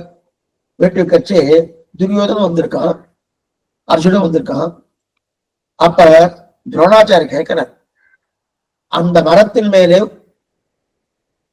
ஒரு கிளி இருக்கு, அந்த கிளியை பார்த்து உன்னுடைய இடது கையால் அடிக்கணும்னு சொல்றாரு. அப்ப துரோணாச்சாரி கேட்கிறார், மரம் தெரியறதான்னு கேட்கிறார். தெரியலேன்னார். கிளை தெரியறதான்னார். தெரியலேன்னார். இலை தெரியறதான்னாரு. தெரியலேன்னார். அப்ப என்ன சுவாமி அடிக்க முடியாது அப்படின்னு அர்ஜுனா, கிளி தெரியறதா, அது மட்டும் தெரியுதுன்னு.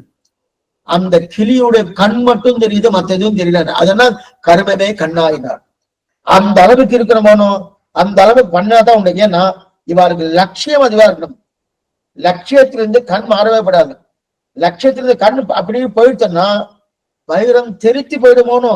அதனால அது இல்லாமல் லட்சியத்தோடு நடக்கிறா இல்லையா, அவர்களை பார்த்து என்ன தெரிஞ்சுட்டே லட்சியம் பூர்ணமா இருக்கணும், கர்மமே கண்ணாயிரமா இருக்கணும். அதனால அவளை பார்த்து என்னன்னு தெரிஞ்சுட்டே, என்னுடைய லட்சியம் எது, சீவை கொண்டு போய் அனுபவித்த பிரீத்திகாரத கைங்கரியம் பண்ணும், பகவானோடு சேர்ந்து ஆனந்தமா அனுபவிக்கணும். அந்த லட்சியம் இருக்கணும். அந்த லட்சியத்துக்கு தகுந்தா போல நாம் இருக்கணுமே தவிர, சரீரம் கிடைச்சிருக்கு, எதை வேணா பண்ணலாம், எப்படி வேணா பண்ணலாம், எந்த மாதிரிலாம் இருக்கலாம் என்கிற நிலை கிடையாது. அந்த லட்சியத்தோடய நம்ம நம்முடைய வாழ்க்கை இருக்கணும் அப்படின்னு தெரிஞ்சுட்டேன்னு அவதூத சன்னியாசி இது மகராஜருக்கு உபதேசம் பண்றார். அடுத்தது சர்ப்பம். சர்ப்பம்னா பாம்பு. பாம்பு என்ன பண்ணா, ஒரு இடத்துல தங்கினா அதுக்கு அடுத்தது போயிடும். இதுக்கு என்ன பண்ணா, ஓடித்திரியம் யோகின்னு பேர். யோகிகள்லாம் ஒரு இடத்துல இருந்து அடுத்தடுத்து ஒரு இடத்துல இருந்தான்னா அதுக்கு அடுத்தது அடுத்த இடத்துக்கு போகமாட்டான்னா அந்த இடத்துல இருப்பான்னு அர்த்தம் இல்லை. அந்த இடத்துல இருந்து உடனே கிளம்பி ஏற்கனவே இன்னொரு இடத்துக்கு போகணும்னா அந்த இடத்துக்கு போக மாட்டான், இன்னொரு இடத்துக்கு போயிடுவான். ஏன் சுவாமினா, ஒரே இடத்துல யோகிகள் இருக்க மாட்டான். பாம்பு அதுதான், ஒரே இடத்துல இருக்க மாட்டான், ஒரே இடத்துல இருக்கவே இருக்காது. இல்லையே சுவாமி, மியூசியம்ல ஜூல எல்லாம் இருக்கான்னு அங்கெல்லாம் அடைச்சு வச்சிருக்கா. அதை நீங்க பாம்பை கொண்டு போய் ஒரு காட்டுலயோ அல்லது ஒரு பெரிய இடத்துலயோ விட்டாச்சுன்னா அது ஒரே இடத்துல இருக்கவே இருக்காது. மாறி மாறி மாறி மாறி போயிட்டே இருக்குமானோ. யோகிகள் ஒரே இடத்துல இருக்க மாட்டார். அதை தெரிஞ்சுனா, ஏன் ஒரே இடத்துல என்ன சுவாமின்னா மாறிட்டே இருப்பா. ஏன்னா யோகிகள் சன்னியாசிகள் அதாவது சன்னியாசிகள் கிராம ராத்திரி, அதாவது அவ என்ன சொல்லுவாங்கன்னா, ஒரு இடத்துல இருந்தாலே அவளுக்கு நிறைய சிரமங்கள் வந்துடும். நிறைய சிரமங்கள் கிராமிக ராத்திரின்னு சொல்லுவா. அப்படின்னா என்ன சிரமங்கள் வரும்? இவர் சன்னியாசி ஒண்ணுமில்லை சுவாமி, அங்க ஒரு ஆலமரத்தடியில ஒரு சன்னியாசி வந்திருக்கார், பெரிய சாமியாராம், அவர் கேட்டதுதான் கொடுக்குறாராம், அவர்கிட்ட ஆசீர்வாதம் வாங்கிட்ட நமக்கு நன்மை கிடைக்கணும். ஒரு ஊர்ல அந்த மாதிரி ஒரு செய்தி பரவிட்டுன்னு வச்சுக்கோங்க. உடனே என்ன பண்ணுவான், ஊர்ல இருக்கிற 20 வரா. சரி, ஏதோ ஒரு நம்பிக்கை வச்சுன்னு வரா. வந்த உடனே நேரம் அந்த சன்னியாசிட்ட போய், சுவாமி எனக்கு இந்த சமங்கள்லாம் இருக்கு, இந்த மாதிரிலாம் இருக்கு, தேவரீர் தான் ஆசீர்வாதம் பண்ணணும், என்னுடைய குடும்பம் நன்னா இருக்கணும், நாங்க நன்னா இருக்கணும், எங்க வாழ்க்கை நன்னா இருக்கணும், ஆசீர்வாதம் பண்ணுன்னார். அவரும் ஆசீர்வாதம் பண்ணிட்டார். பண்ணின உடனே நிஜமாவே அதற்கு முன்னாடி இருந்த சிரமங்கள்லாம் அந்த குடும்பத்துக்கு இல்லாம நன்னாயிடுது. நன்னாயிடுத்து. உடனே பேசாம இருப்பாள்னா பேசாம இருக்க மாட்டா. பேசாம இல்லாம என்ன ஆகும்னா, பக்கத்து வீட்டுக்கார் அண்ட வீடு அசல் வீடு எல்லாத்தையும் போய் சொல்லுவா, இந்த மாதிரி அந்த சுவாமியார் இருக்கார், ஆலமரத்தடியில் உட்கார்ந்துட்டு இருக்கார் அந்த சன்னியாசி, அவர் தான் ஆசீர்வாதம் பண்ணார், அந்த ஆசீர்வாதம் பண்ணபடியால் நாங்க நன்னா இருக்கோம் பாருங்க. உடனே ஜனங்கள் கேட்க உடனே ஒருத்தரோ போவாருன்னு போயிட்டு அவரை பார்த்தா கடைசி என்ன ஆகுன்னா அவர் குடும்பஸ்தர் ஆயிடுவார். அவர் சன்னியாசி முற்றும் திறந்தவரா இருக்கணும். சன்னியாசி முற்றும் திறந்தவரா இருக்கக்கூடிய ஒரு தன்மையை விட்டு அப்ப எந்தெந்த குடும்பத்துக்கு என்னென்ன வசதி தேவை, என்னென்ன ஆர்ப்பாட்டங்கள் தேவை, என்னென்ன நிலைகள் தேவைன்னு அதெல்லாம் ஆராய்ஞ்சு பார்த்து கொடுத்துருந்தா அவரே என்ன ஆயிடுறார், குடும்பஸ்தர் ஆயிடுறாரு. அந்த அப்ப பேர் சன்னியாசின்னு பேரு. அப்ப அந்த மாதிரி இருக்கப்படாது. அந்த மாதிரி கூட என்ன சொன்னேன், அந்த ராத்திரி அந்த இடத்துல மட்டும்தான் இருக்கணும். அதுக்கப்புறம் இன்னொரு ராத்திரி இன்னொரு இடத்துக்கு போயிடும். ஆனா ஆசிரமத்துல இருக்கான, ஆசிரமம் என்பது வேறு. ஆசிரமத்துக்கு எல்லாரும் வர முடியாது. ஆனா ஒரு இடத்துக்கு போயாச்சனாலே எல்லாம் கூட்டமா வந்துருவாங்க. கூட்டமா வந்து எனக்கு இதை கொடு, எனக்கு இதை கொடு, எனக்கு இதை கொடு. ஒருத்தர் பிரார்த்திக்கிறா இல்லையா, பிரார்த்தித்த சன்னியாசி நல்லதுதானே சொன்னா அவர் வந்து இகலோக ஐஸ்வர்யத்தை வேண்டாம், பரலோக ஐஸ்வர்யத்தை கொடுக்கணும். பரலோகம் எது, ஸ்ரீவைகுண்டம். அதை கொடுத்தா தேவையில்ல. அதை கொடுக்காம இங்க இருந்து நன்னா வாழறதுக்கு உண்டான தன்மை கொடுத்துருந்தா அப்ப இவரே குடும்பஸ்தராயிடுவார் இல்லையா, அதுதான் கூடாது. அதனாலதான் ஒரு ராத்திரி ஒரு இடத்த தங்கினா அதுக்கப்புறம் இன்னொரு ராத்திரி எடுத்து போயிடுவான், அங்க இருக்கவே மாட்டான். ஏன் இருக்க மாட்டான்னு, சரி போனா என்ன சுவாமின்னா அடுத்தவா இங்க புதுசு, அங்க போயாச்சுன்னா அங்க புதுசா தானே வருவா, இவாலே வரமாட்டாளே. இப்ப இவாளுக்கு தெரியாதனும், இங்க இருந்து கிளம்பி வேற ஊருக்கு போயாச்சு. வேற ஊருக்கு போயாச்சுன்னா அவர் எங்க போறான்னு தெரியல சுவாமி, இத்தனை நாள் இங்க இருந்தார், நேற்று தான் வந்தார், ராத்திரியே கிளம்பி போயிட்டார் அப்படின்னு. வேற ஊருக்கு போயிட்டாருன்னா அப்ப எங்க இருக்காருன்னு தெரியாது.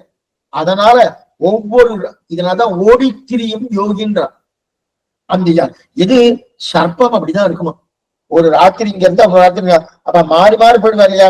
மாறி போயிட்டா அன்னைக்கு அவ புதுசா ஒரு மக்கள் தான் உருவாக்குற, பழைய மக்கள் வரமாட்டா இல்லையா. அதை என்ன தெரிஞ்சுனேன், சர்ப்பத்தை பார்த்து தெரிஞ்சுனேன். சர்ப்பம்னா பாம்பு. அவதூத சன்னியாசி தெரிவிக்கிறார் இது மகாராஜாவுக்கு. அந்த சர்ப்பமான பாம்பை பார்த்து தெரிஞ்சுட்டே ஒண்ணுமே இல்லை, நான் இங்க இருக்கப்படாது, இந்த ராத்திரி இங்க இருந்தா அடுத்த ராத்திரி அங்க போயிடணும் அப்படின்னு தெரிஞ்சுட்டேன். அதுக்கப்புறம் பட்டுப்பூச்சி. பட்டுப்பூச்சின்னா ஊர்ணநாபின்னு பேர். இந்த அசங்க சாஸ்திர வாக்கியத்தை தெரிவிக்கிறதுல ஊர்ணநாபின்னா பட்டுப்பூச்சி தன்னுடைய வாயிலிருந்தான் நூலை விடும். தன்னுடைய வாயிலிருந்து தான் நூலை விடும். திருப்பி அந்த நூலை அதுவே இழுத்துக்கும். இதை வந்து சிலந்தி கூட சொல்லலாம். சிலந்தி கூடு கட்டுறதுன்னு அதையும் சொல்லணும். சிலந்தி என்ன பண்ணும், தன்னுடைய வாயிலிருந்து கூடு கட்டும். போரும்னு நினைச்சுட்டு வச்சுக்கேன், உடனே அந்த கூட்டை தானே அப்படி இழுத்துடும், வாய்க்குள்ள இழுத்துட்டு போகணும். அதை போலதான் பிரம்மம் என்ன பண்றது தான் சாஸ்திர வாக்கியம். பிரம்மம் என்ன பண்றது, தன்னிடத்திலிருந்தே ஜகத்தை படைத்து மறுபடியும் தன்னிடத்திலே அது இழுத்துக் கொள்கிறது. பிரளயம், சிருஷ்டி, ஸ்திதி, சம்ஹாரம் பார்க்கிறோம். படைத்தல், காத்தல், அழித்தல். படைப்பு தொழிலை தன்னிடத்திலிருந்தே பண்றது. காக்கும் கடவுள் கண்ணபெருமான் என்று சொல்ல தானே ரட்சிக்கிறார். அழிக்கிறது என்ன சுவாமி, மறுபடியும் அதை தன்னிடத்திலே அது என்ன பண்றது, சேர்த்துக்கிறது. பட்டுப்பூச்சி அப்படித்தானே பண்றது. ஏன் மயில் இருக்கணும், இதெல்லாம் திருமேஷியாவளத்தனுடைய நான்முகன் திருவந்தால தெரிவிக்கிறார். சிருஷ்டி எப்படின்னு மயில் இருக்கணும், அது அப்படியே மேகத்தை கண்டா அப்படியே விரிச்சு ஆடும். திருப்பி அது அவ்வளவு பெருசா வந்துட்டு சொன்னா அதுவே திருப்பி அதுக்குள்ள போட்டுருவோம். அப்ப தன்னுடைய விரிவும் அதுவே அதே தன்னுடைய பூர்த்தி கொள்வது அதுவே பூட்டி கொடுத்தணும். அதே போல பகவான் என்ன பண்றார், தன்னுடைய சரீரம் தான் இது இந்த பிரபஞ்சமா வருது. திருப்பியும் அந்த பிரபஞ்சத்தை தன்னுடைய சரீரத்துக்குள்ள எழுதுகிறார். தெரியல. அப்ப இதுல இருந்து பகவான் இந்த சிருஷ்டி, சம்ஹாரம், அதுக்கப்புறம் வந்து ரட்சித்தல், இது மூணுமே எதன் மூலமா தெரிஞ்சுட்டேன், பட்டுப்பூச்சியை பார்த்து தெரிஞ்சுட்டேன். ஏன்னா பட்டுப்பூச்சியை பார்த்து தெரிஞ்சு கொண்டபடியாலே நம்ம என்ன நினைக்கிறோம், பகவான் புதுசா பண்றான்னு நினைக்கிறாங்க. இல்ல, இந்த இந்த ஜகத் சர்வம் சரீரத்தே, இந்த ஜகத்தே பகவானுக்கு சரீரம். அந்த சரீரத்துடைய விரிவுதான் எது, இந்த பிரபஞ்சமே. இந்த பிரபஞ்சம் வேறல, பகவானின் சரீரம் வேறல்ல. இந்த ஸ்ரீராம ஸ்லோகம் சொல்றது. அதனால அந்த சரீரமே தெரியல வருது, அந்த சரீரம் உள்ளக்குள்ள போகுது. அதனால இது எங்க தெரிஞ்சது? பட்டுப்பூச்சி பார்த்து தெரிஞ்சுட்டேன்னு தெரிவிக்கிறார் அவதூத சன்னியாசி இது மகாராஜா. அதுக்கப்புறம் குளவி என்ன பண்ணும்னா, அது என்ன ஒரு பூச்சியை கொண்டு வந்து வச்சு அப்படியே தன்னுடைய கூட்டுல வச்சுட்டு, தன்னுடைய கூடு இருக்கணும், குளவி இருக்கு, அந்த குளவியை தன்னுடைய கூட்டுல கொண்டு வந்து வச்சுட்டு அந்த பூச்சியை கொண்டு கொட்டி கொட்டி கொட்டி கொட்டி கொட்டி அது தன்னுடைய குளவியாவே மாற்றிடும். குளவி ஏதோ ஒரு பூச்சி, தன் இனத்தோடு இருக்கக்கூடிய பூச்சியே அல்ல, ஏதோ ஒரு பூச்சியை கொண்டு வந்து தன்னுடைய கூட்டில் கொண்டு வந்து வைத்து நல்லா கொட்டிட்டே இருக்கும். கொட்டி கொட்டி கொட்டி அதை குழவையாக மாத்துறதோனும். அதே போல ஒரு பக்தன் விடாம ஒரு பாகவதனோடு தொடர்பு கொண்டிருந்தால், என்ன பாருங்க, ஒரு பக்தன் விடாம ஒரு பாகவதனோடு தொடர்பு கொண்டிருந்தால் பக்தி இல்லாத நம்மையும் கொட்டி கொட்டி கொட்டி அவனையும் பக்தன் ஆக்கிறான். இதுதான் ஸ்ரீவைஷ்ணவா பண்ணணும். அதைத்தான் பெரியாழ்வார் பண்ணார். எங்க பண்ணார்? பகவல்லாபார்த்தி பண்ணார். பகவல்லாபார்த்தி பண்ணார்னு பெரிய விஷயம் இல்லை. ஆனா ஐஸ்வர்யார்த்தியம் கைவல்யார்த்தியம் பகவல்லாபார்த்தியா மாத்தினார் இல்லையா? என்ன எப்படி மாத்தினார்? அந்த பாசனம் நம்ம திருப்பள்ளால பார்த்துட்டு இருக்க போனோம். அதே போல இங்க ஒரு பக்தி குளவி எப்படி ஏதோ ஒரு பூச்சியை கொண்டு தன்னுடைய இனத்தவர்களாக கொட்டி கொட்டி மாத்துறதோ, ஒரு ஸ்ரீவைஷ்ணவனா பண்ணணும்னா அவன் ஐஷன் போகணும், திவிதேச ஐஷன் போகணும், காலக்ஷேபங்களுக்கு ஐஷன் போகணும், உற்சவங்களை சேவிக்க வைக்கணும், ஆச்சாரத்தை ஐஷன் போகணும். அதுக்கு மட்டும் இல்லாமல் ஒவ்வொரு சேவா காலத்துக்கு ஐஷன் போய் சேவிக்க வைக்கணும்.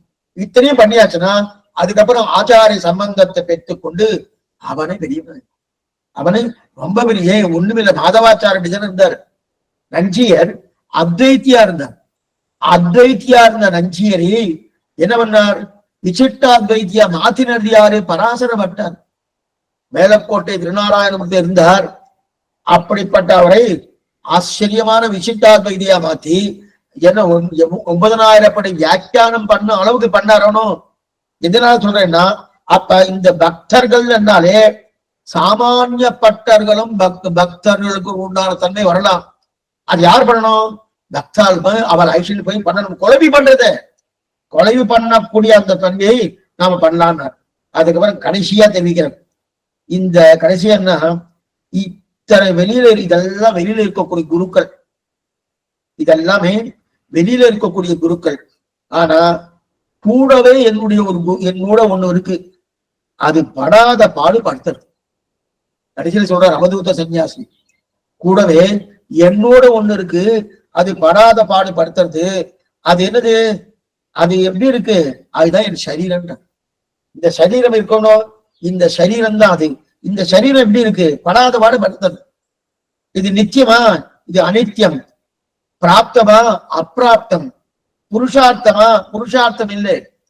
இது நித்திய சரீரம், நித்தியமாவே இல்லை. ஏன் சுவாமி நித்தியம் இல்லைன்னா 60 70 80 தெரியாது. பிறந்தாச்சுனாலே ஏன் பகவானே அவதாரம் பண்ணியாச்சுன்னா அவர் கிளம்பி போய் தான் ஆகணும் ஒரு நாள். என்னைக்கு மேல நம்ம பார்க்க போறோம், கண்ணன் பெருமா எப்படி செய்வகணும் போறான்னு பார்க்க போறோம். அப்படி இருக்கச்சே அவரும் ஒரு நாள் கிளம்பி போய் தான் ஆகணும். அப்படி இருக்கச்சே அப்ப அது நித்தியம் இல்லைன்னு தெரியாது. சரி சுவாமி, இது பிராப்தியமானா? இல்லையா, அப்பிராப்தியம். சரி, புருஷார்த்தமா?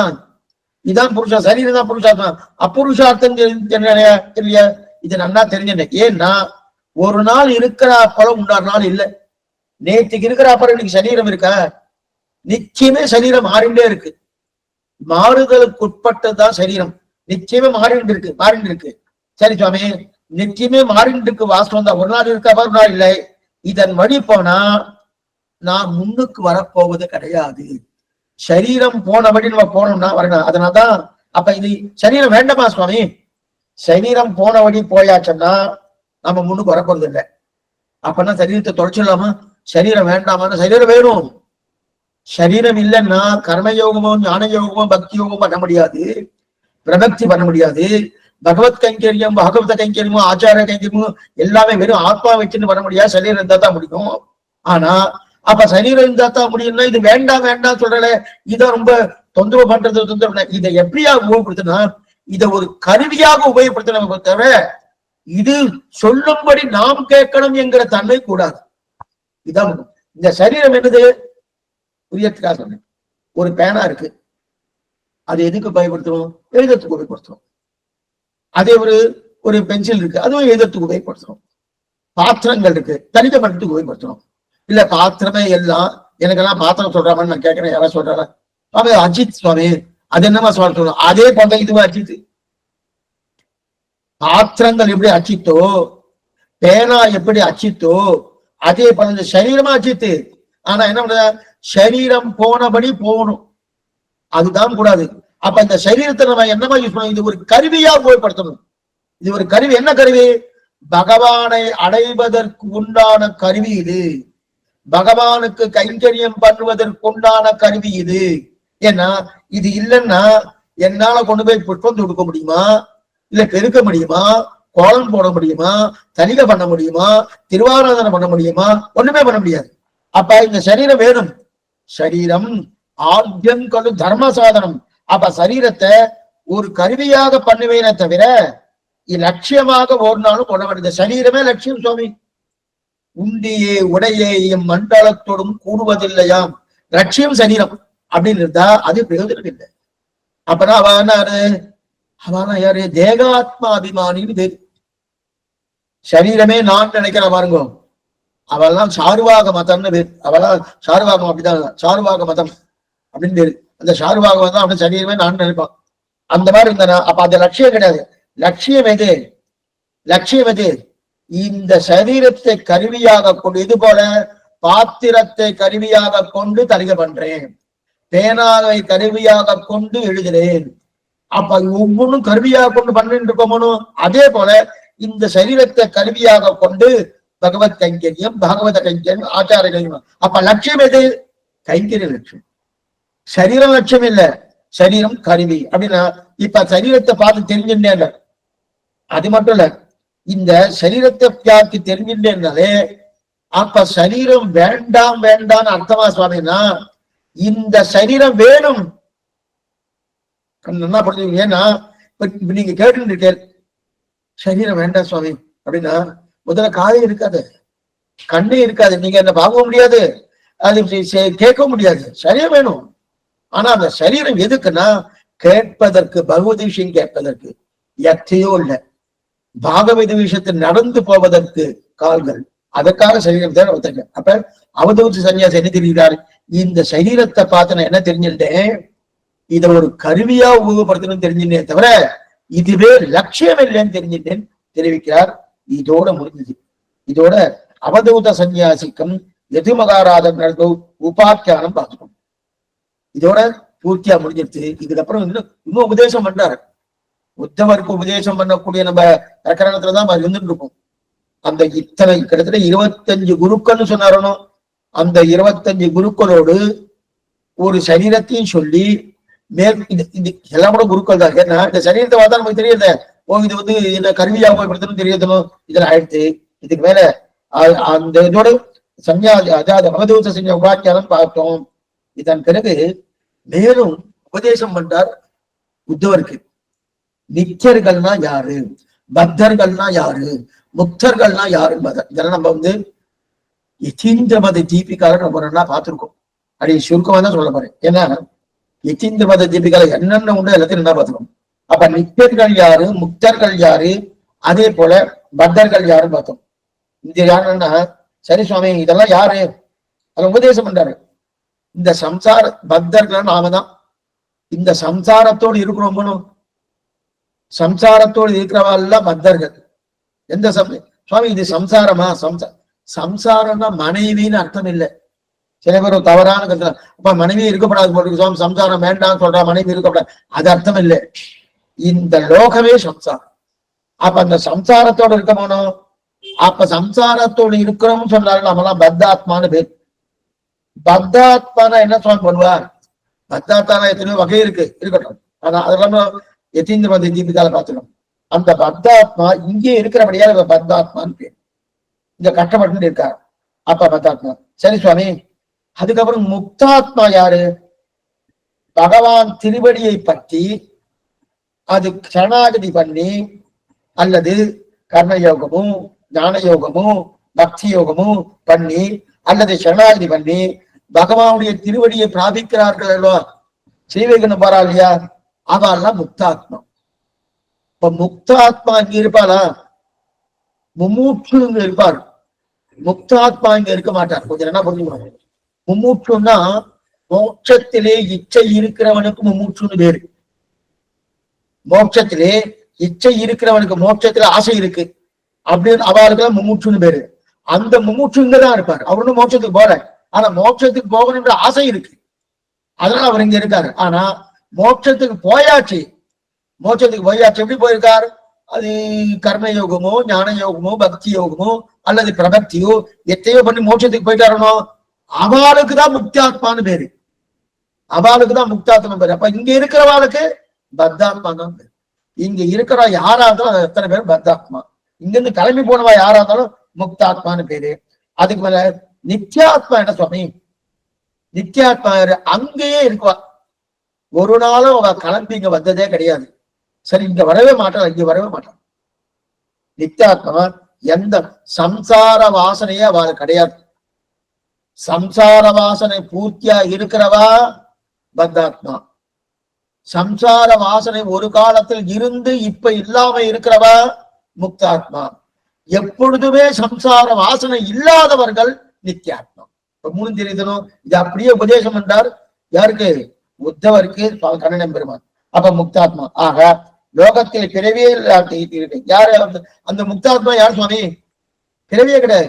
அனந்த கருட விஸ்வக்ஷேனாதிகள், அனந்தன் என்ன, கருடன் என்ன, விஸ்வக்ஷேனன் என்ன, இவெல்லாம் நித்திய சூரிகள் தெரிவித்தார்.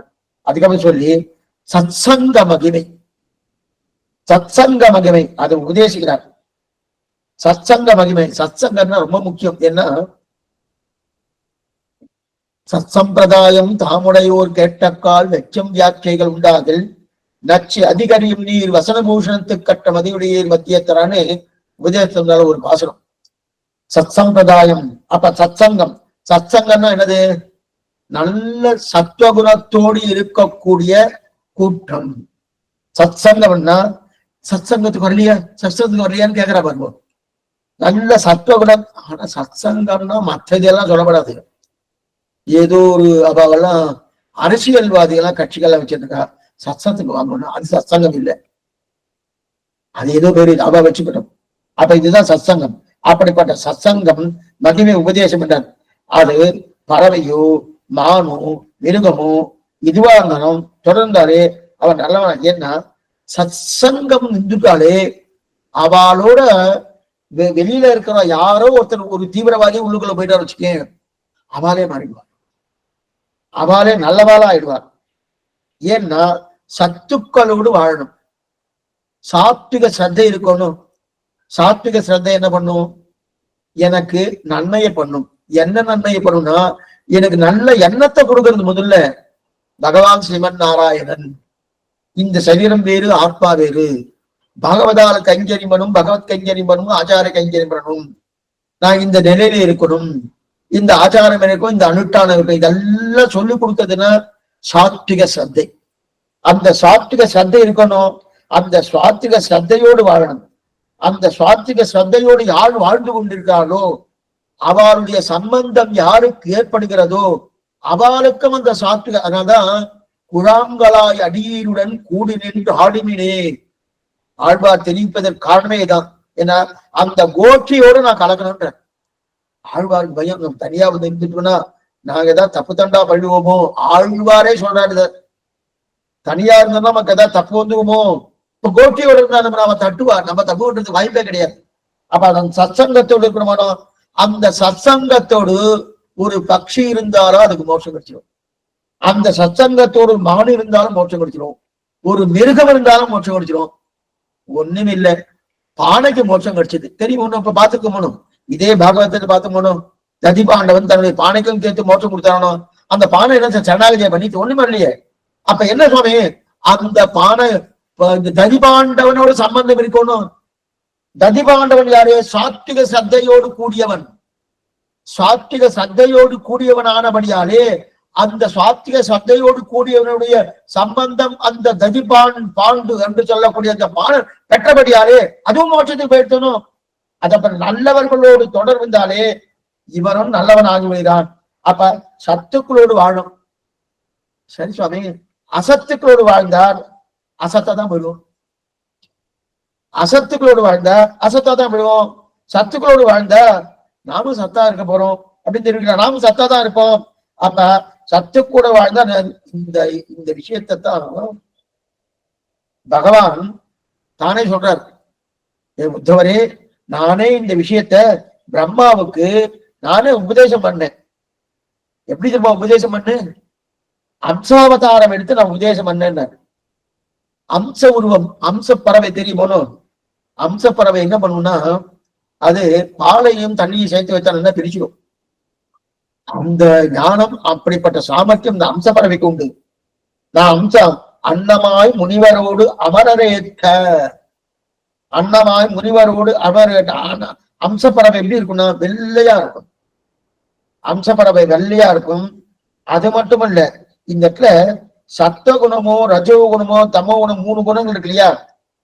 இந்த 3 குணத்திலே சத்த குணத்தை மட்டும் எடுத்துக்கொண்டு ரஜோகுணம் தமோ குணத்தையும் தவிர்க்கணும். ரஜோகுணமும் தமோ குணத்தையும் தவிர்க்கணும். இதத்தான் உபதேசம் பண்ணா. பிரம்மாவுக்கு அம்சாவதாரம் பண்ணி பகவான் சிவன் நாராயண உபதேசம் பண்ணார். அந்த அம்சப்பறவை தான் அன்னப்பறவைன்னு பேரு. அந்த அன்னப்பறவை எதுப்பா இருக்கணும்? அன்னமாய் அங்கு அறமுறை நூல் பயின்றான். ஆழ்வார் பாட்டு. பீதகவாடை பிரானார் பிரம குருவாகி வந்து அப்படின்னு தெரிவிக்கிறாரே, உபதேசம் பண்றா இல்லையா? என்ன ரஜசு குணம் தமசு குணம் இது ரெண்டுமே எப்படி இருக்குன்னா, ரஜஸ் சிவப்பா இருக்கும், தமசு கருப்பா இருக்கும். அது சாத்விக சத்தையோடு இருக்கக்கூடிய சத்துவகுணம் வெளுப்பா இருக்கும். அப்ப கருப்பையும் தள்ளு, சிவப்பையும் தள்ளு, வெளுப்பு எடுத்துக்கோ. கருப்பு எதை சொல்றேன்னு உங்களுக்கே புரியும். கருப்பையும் தள்ளு, சிவப்பையும் தள்ளு, வெளுப்பை எடுத்துக்கோன்னு சொல்றாருயா. அப்ப இந்த 3 குணங்களிலே ரஜோ குணத்தை தள்ளிடு, தமோ குணத்தை தள்ளு, சத்த குணத்தையும் தள்ளி தெரிவிக்கிறார். அப்ப சத்தகுணம் எடுத்துன்னா என்ன சுவாமி? நமக்கு நல்ல சாத்விக ஸ்ரத்தை ஏற்படும். அதனாலதான் ஆகார நியமம் ரொம்ப முக்கியம்னு தேசாந்தேசிக தெரிவிக்கிறார். ஏன்னா சில ஆகாரங்களுக்கெல்லாம் தமோ குணம் ரஜோகுணம் நிறைய உண்டு. அநேகமா அதுல வெங்காயம் முள்ளிப்புண்டு அப்படியே வாய்ப்பு சொல்லப்படாது. இதுதான் புரியத்துக்காக சொன்னேன். இது ரெண்டுமே என்னன்னா, அதை சேத்தால தமோ குணம் ரஜோகுணம் முக்கியம் வந்துடும். வந்துடுத்துன்னு வச்சுக்கேன், கொண்டா என்ன மாதிரி ருச்சியா இருக்கு சுவாமி. ருச்சி பகவானுக்கு அமுது செய்தபடியாலே ருச்சி, அதுதான் வரணுமே தவிர ஓ இதெல்லாம் சேர்த்தது சுவாமி, இது சேர்த்தபடியாலே அது ருச்சி வந்துட்டுன்னு வச்சுக்க. அப்ப தமோ குணம் ரஜகுணம் நல்லா வந்துட்டு இருக்கும். அப்ப சாத்விக ஸ்ரத்த போயிடும். அந்த சாத்விக ஸ்ரத்த இருக்கணும்னா இதைத்தான் தெரிவிக்கிறான். ஆக இந்த 3 அப்ப அது மட்டும் இல்ல, சாஸ்திரத்திலேயே சாத்விக சாஸ்திரம், ராஜச சாஸ்திரம், தாமச சாஸ்திரம் இருக்கு தெரியுமோ? கண்ணன் பெருமான் உபதேசம் பண்றார் உத்தவருக்கு. சாஸ்திரம்லாம் ஒண்ணுதானே. அதுல தாமச சாஸ்திரம், ராஜச சாஸ்திரம், அதே சாத்விக சாஸ்திரம் உண்டான்னா உண்டு. சாஸ்திரத்துல மட்டும் இல்ல, தண்ணீர் இருக்கணும் தீர்த்தம். அந்த தீர்த்தம் தண்ணீரிலே விட சாத்விகமான தண்ணீர், ராஜசமான தண்ணீர், தாமசமான தண்ணீர் இருக்கு. இதுவா நிறைய பட்டியல் கொடுக்கிறார். 1 2 இல்ல, நிறைய உபதேசம் பண்றார் கண்ணன் உத்தவருக்கு. அடியல் சிறிதுதான் சொல்லிட்டு இருக்க, உங்களுக்கு நிறைய உபதேசம் பண்றார். தண்ணியிலேயே சாத்விகமான தண்ணி, ராஜசமான தண்ணி, தாமசமான தண்ணி இருக்கு. சாஸ்திரத்திலேயே சாத்விகமான சாஸ்திரம், ராஜசமான சாஸ்திரம், தாமசமான சாஸ்திரம் இதே உண்டு. என்ன சுவாமி இந்த மாதிரி நிறைய கொடுத்துருக்காரு. 2 3 பார்ப்போம். என்னன்னா, தண்ணீருக்குள்ள சாத்விக தண்ணீர் எது? தண்ணீர் எந்த தண்ணீரும் தண்ணி தானே சுவாமின்னா, சாத்விகமான தண்ணீர் எது தெரியுமா? கங்கா ஜலம். கங்கா ஜலம் இருக்கு இல்லையா? அது இன்னைக்கும் அங்கங்க கங்கா. ஏன்னா இன்னைக்கும் இந்த கங்கா ஜலத்தை மட்டும் நீங்க எதிர வச்சாலும் அது கிடையவே கிடையாது, எங்க வச்சாலும் கிடையாது. அதே நீங்க நம்ம குழாயில வருது, இல்ல கிணத்துல இருக்கு, அல்லது குளத்துல இருக்கு, அல்லது ஏரியில இருக்கு, அல்லது ஆற்றினி இருக்கு, எதை கொண்டு வந்தாலும் அதை நீங்க ஒரு வருஷம் இல்ல 2 வருஷமா இல்ல ஒரு 6 மாசம் வச்சாலுன்னா அது ஒரு மாதிரி ஆயிடும். ஆனா கங்கைக்கு அந்த நிலையே கிடையாது. ஏன்னா பகவானுடைய ஸ்ரீபா தீர்த்தம், அந்த ஸ்ரீபா தீர்த்தமானபடியாலே அப்ப அந்த தண்ணீருக்கு என்ன பேரு? சாத்விகமான தண்ணீர். கங்கா ஜலத்துக்கு சாத்விகமான தண்ணீர்னு தெரியாது. சரி சுவாமி, ராஜசமான தண்ணீர் இது. ராஜசமான தண்ணீர் என்ன? ராஜசமான தண்ணீர் எது தெரியுமா? ஒண்ணுமே நம்ம தண்ணி கொண்டு வந்தோம், சாமானிய தண்ணி. நீங்க ராஜசமான தண்ணீனா உடனே கொழால வந்த தண்ணி, இல்ல டேங்க்ல இருந்து வரக்கூடிய தண்ணி, அதை சொல்ல வேண்டாம். அது கிடையாது. வாசனை ஊட்டப்பட்ட தண்ணீரா இருந்தா அது ராஜசமான தண்ணி. வாசனை ஊட்டப்பட்ட தண்ணீரா இருந்தா, வாசனை ஊட்டப்பட்ட தண்ணீர்ல என்ன சுவாமி எடுத்துக்கணும்? ஒண்ணுமில்ல, அதுல பன்னீர் எல்லாம் சேர்க்கிற பாருங்க. சில பேர்லாம் பன்னீர் சேர்த்து எதோ சேர்க்கிற பாருங்க. அந்த மாதிரி வாசனை அதுல ஊத்தினோம்னா அது ராஜச தண்ணீர் அர்த்தம். வாசனை ஊட்டணும். சரி சுவாமி, தாமச தண்ணீர் எது? தாமச தண்ணீர் எதுன்னா கல்லு. இன்னைக்கு அது நிறைய வந்துடுது, அரசாங்கமே அதுக்கு நிறைய பண்ணிட்டு இருக்கு. அதெல்லாம் என்னது? தாமச தண்ணீர். வாசனை ஊட்டப்பட்ட தண்ணீர் ராஜச தண்ணீர். கல்லு அது ஏன்னா நமக்கு வாசனை ஊட்டம் நமக்கு சுகபோகத்தை கொடுக்கறது. அந்த தண்ணியை சாப்பிட்ட உடனே என்னமா இருக்கு, பன்னீர் வாசனை ரொம்ப நல்லா இருக்கு, ரொம்ப நேரம் சுகபோகத்தை கொடுக்கறது. அதனால அது என்னது?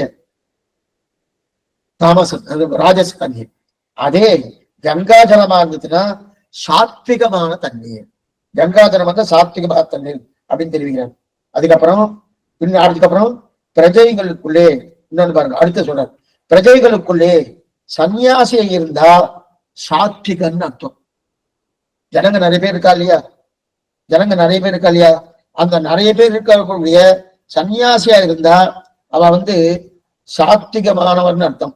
சன்னியாசி சாத்விகமான. ஆமா, எல்லாத்தையும் திறந்துட்டு வரணும், எல்லாத்தையும் திறந்துட்டு இருக்கான சாத்தியமா. அதே ஒருத்தர் கர்மம் பண்ணியே முன்னுக்கு வரார். கர்மத்தை பண்ணி நான் இந்த கர்மம் பண்ண, அந்த கர்மம் பண்ண முன்னுக்கு வந்துட்டு இருக்காரோ அவளுக்கு என்ன பேரு? ராஜசன்னு பேரு. தாழ்ந்த கர்மத்தை பண்ணக்கூடியவர்களா தாமசன்னு பேரு. தாழ்ந்த கர்மம்னா என்ன சுவாமி? இன்னொருத்தர் அழிப்பதற்காக பண்றேன்னு அபிச்சார கர்மான்னு பேர் அதுக்கு. அந்த அபிச்சார கர்மாலாம் பாத்தீங்கன்னா அதெல்லாம் தாமசன்னு பேர். பிரியத்துக்காக சொல்றேன். சாத்விக சிரத்தை என்னன்னா, அப்ப எந்த விதமான முயற்சி இருக்கப்படாது, பகவான் தான் கொடுக்கிறான் என்கிற நிலை இருந்துச்சுன்னா அவனுக்கு சாத்விகன்னு பேர். அதைத்தான் நம்முடைய ஸ்ரீவைஷ்ணவ சம்பிரதாயத்துல பிரதானம் வச்சுட்டு இருக்கா. சரணாகிதன்னு முக்கியம். உன்னால் அல்லால் யாவராலும் ஒன்றும் குறைவேண்டேன். பகவானாலே ரட்சிக்கப்படணும். அவனாலே அவனை அடைதல், அவனாலே மற்றொன்றை அடைதல் அல்ல, மற்றொன்றாலே அவனை அடைதல் அல்ல. ரெண்டுமே இருக்கணும். மற்றொன்றாலே அவனை அடைந்தாலும் எத்தையும் நான் பண்ணேன்னு அர்த்தம். அப்ப நான் சன்னியாசியாக இருக்கக்கூடிய தன்மை எனக்கு போயிடுது. இந்த இடத்துல சன்னியாசின்னா ஒரு காவி வெட்டி கட்டினேன்னு அர்த்தம் இல்லை. முற்றும் திறந்தவர் அப்படின்னா என்னுடைய முயற்சியை திறந்தவர். சர்வதர்மான் பரித்தியஜ, அதுதான் சன்னியாசி. சர்வதர்மான் பரித்தியஜ. அப்ப எல்லாத்தையும் திறந்தாச்சுன்னு அர்த்தம். என்னுடைய முயற்சியை திறந்தேன், திறந்தபடியாலே அந்த திறந்து இருக்கணும். அப்படி திறந்து பகவான் தான் என்ன ரட்சிப்பான் என்கிற எண்ணத்தோடு இருக்கணும். அவனுக்கு தான் சாத்விகன்னு பேரு. அதனால்தான் நம்முடைய சம்பிரதாயத்துல தன் முயற்சிய சாத்தியோபாயமாக இருக்கக்கூடிய தன்மை விட்டுட்டு சித்தோபாயத்துக்கு வாங்குவோன்னு ஏன் கூப்பிடுறான்னா, சாத்தியோபாயம் வந்துட்டான்னா தன் முயற்சி இருக்கு. தன் முயற்சி இருந்தாலே அது தாமசம் வந்துடுறது அல்லது ராஜசம் வந்துடுறது. ராஜசமோ தாமசமா இருந்தா அது நம்முடைய சொரூபத்துக்கு அனுகூலமான கிடையாது. சொரூபத்துக்கு அனுகூலம் எது? சாத்விக சிரத்தை. அந்த சாத்விக சிரத்தை எங்க இருக்கணும்?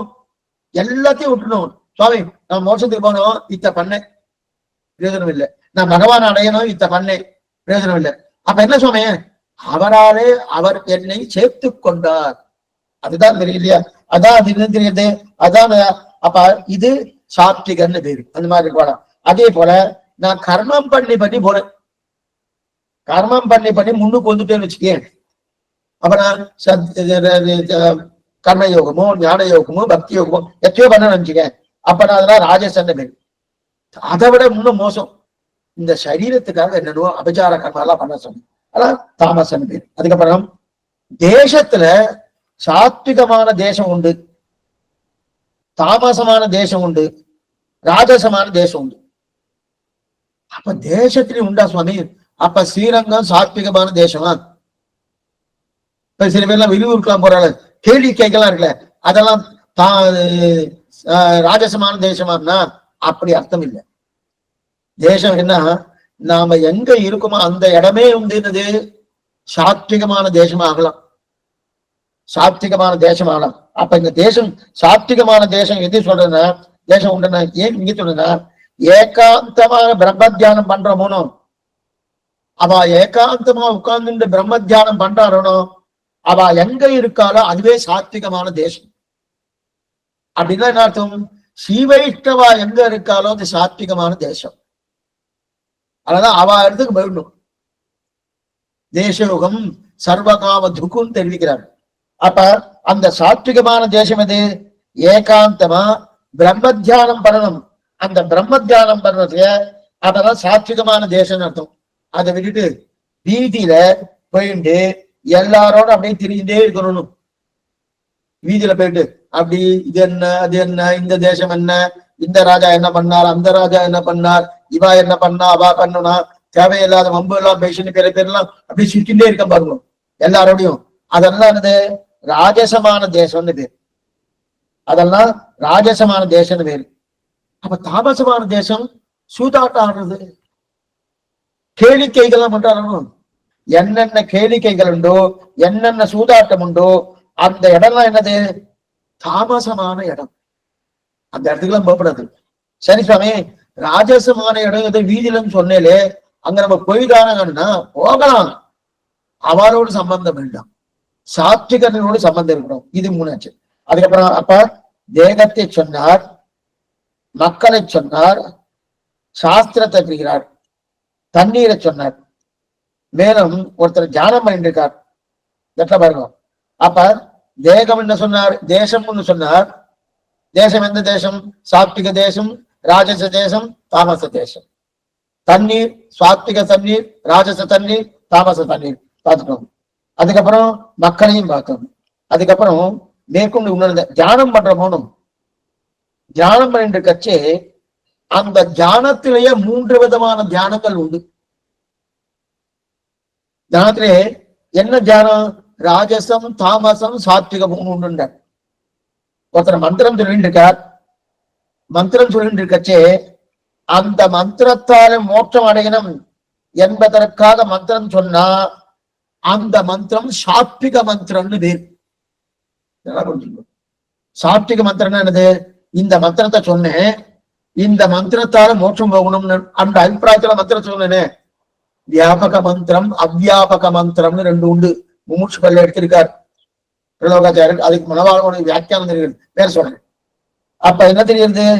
அப்ப நமக்கு அந்த மந்திரத்தை சொல்லும் போது அந்த மந்திரத்தால எனக்கு பிரயோஜனம் எது? மோட்சம் போவதே பிரயோஜனம்னா அந்த மந்திரம் சாத்விகமான மந்திரம்.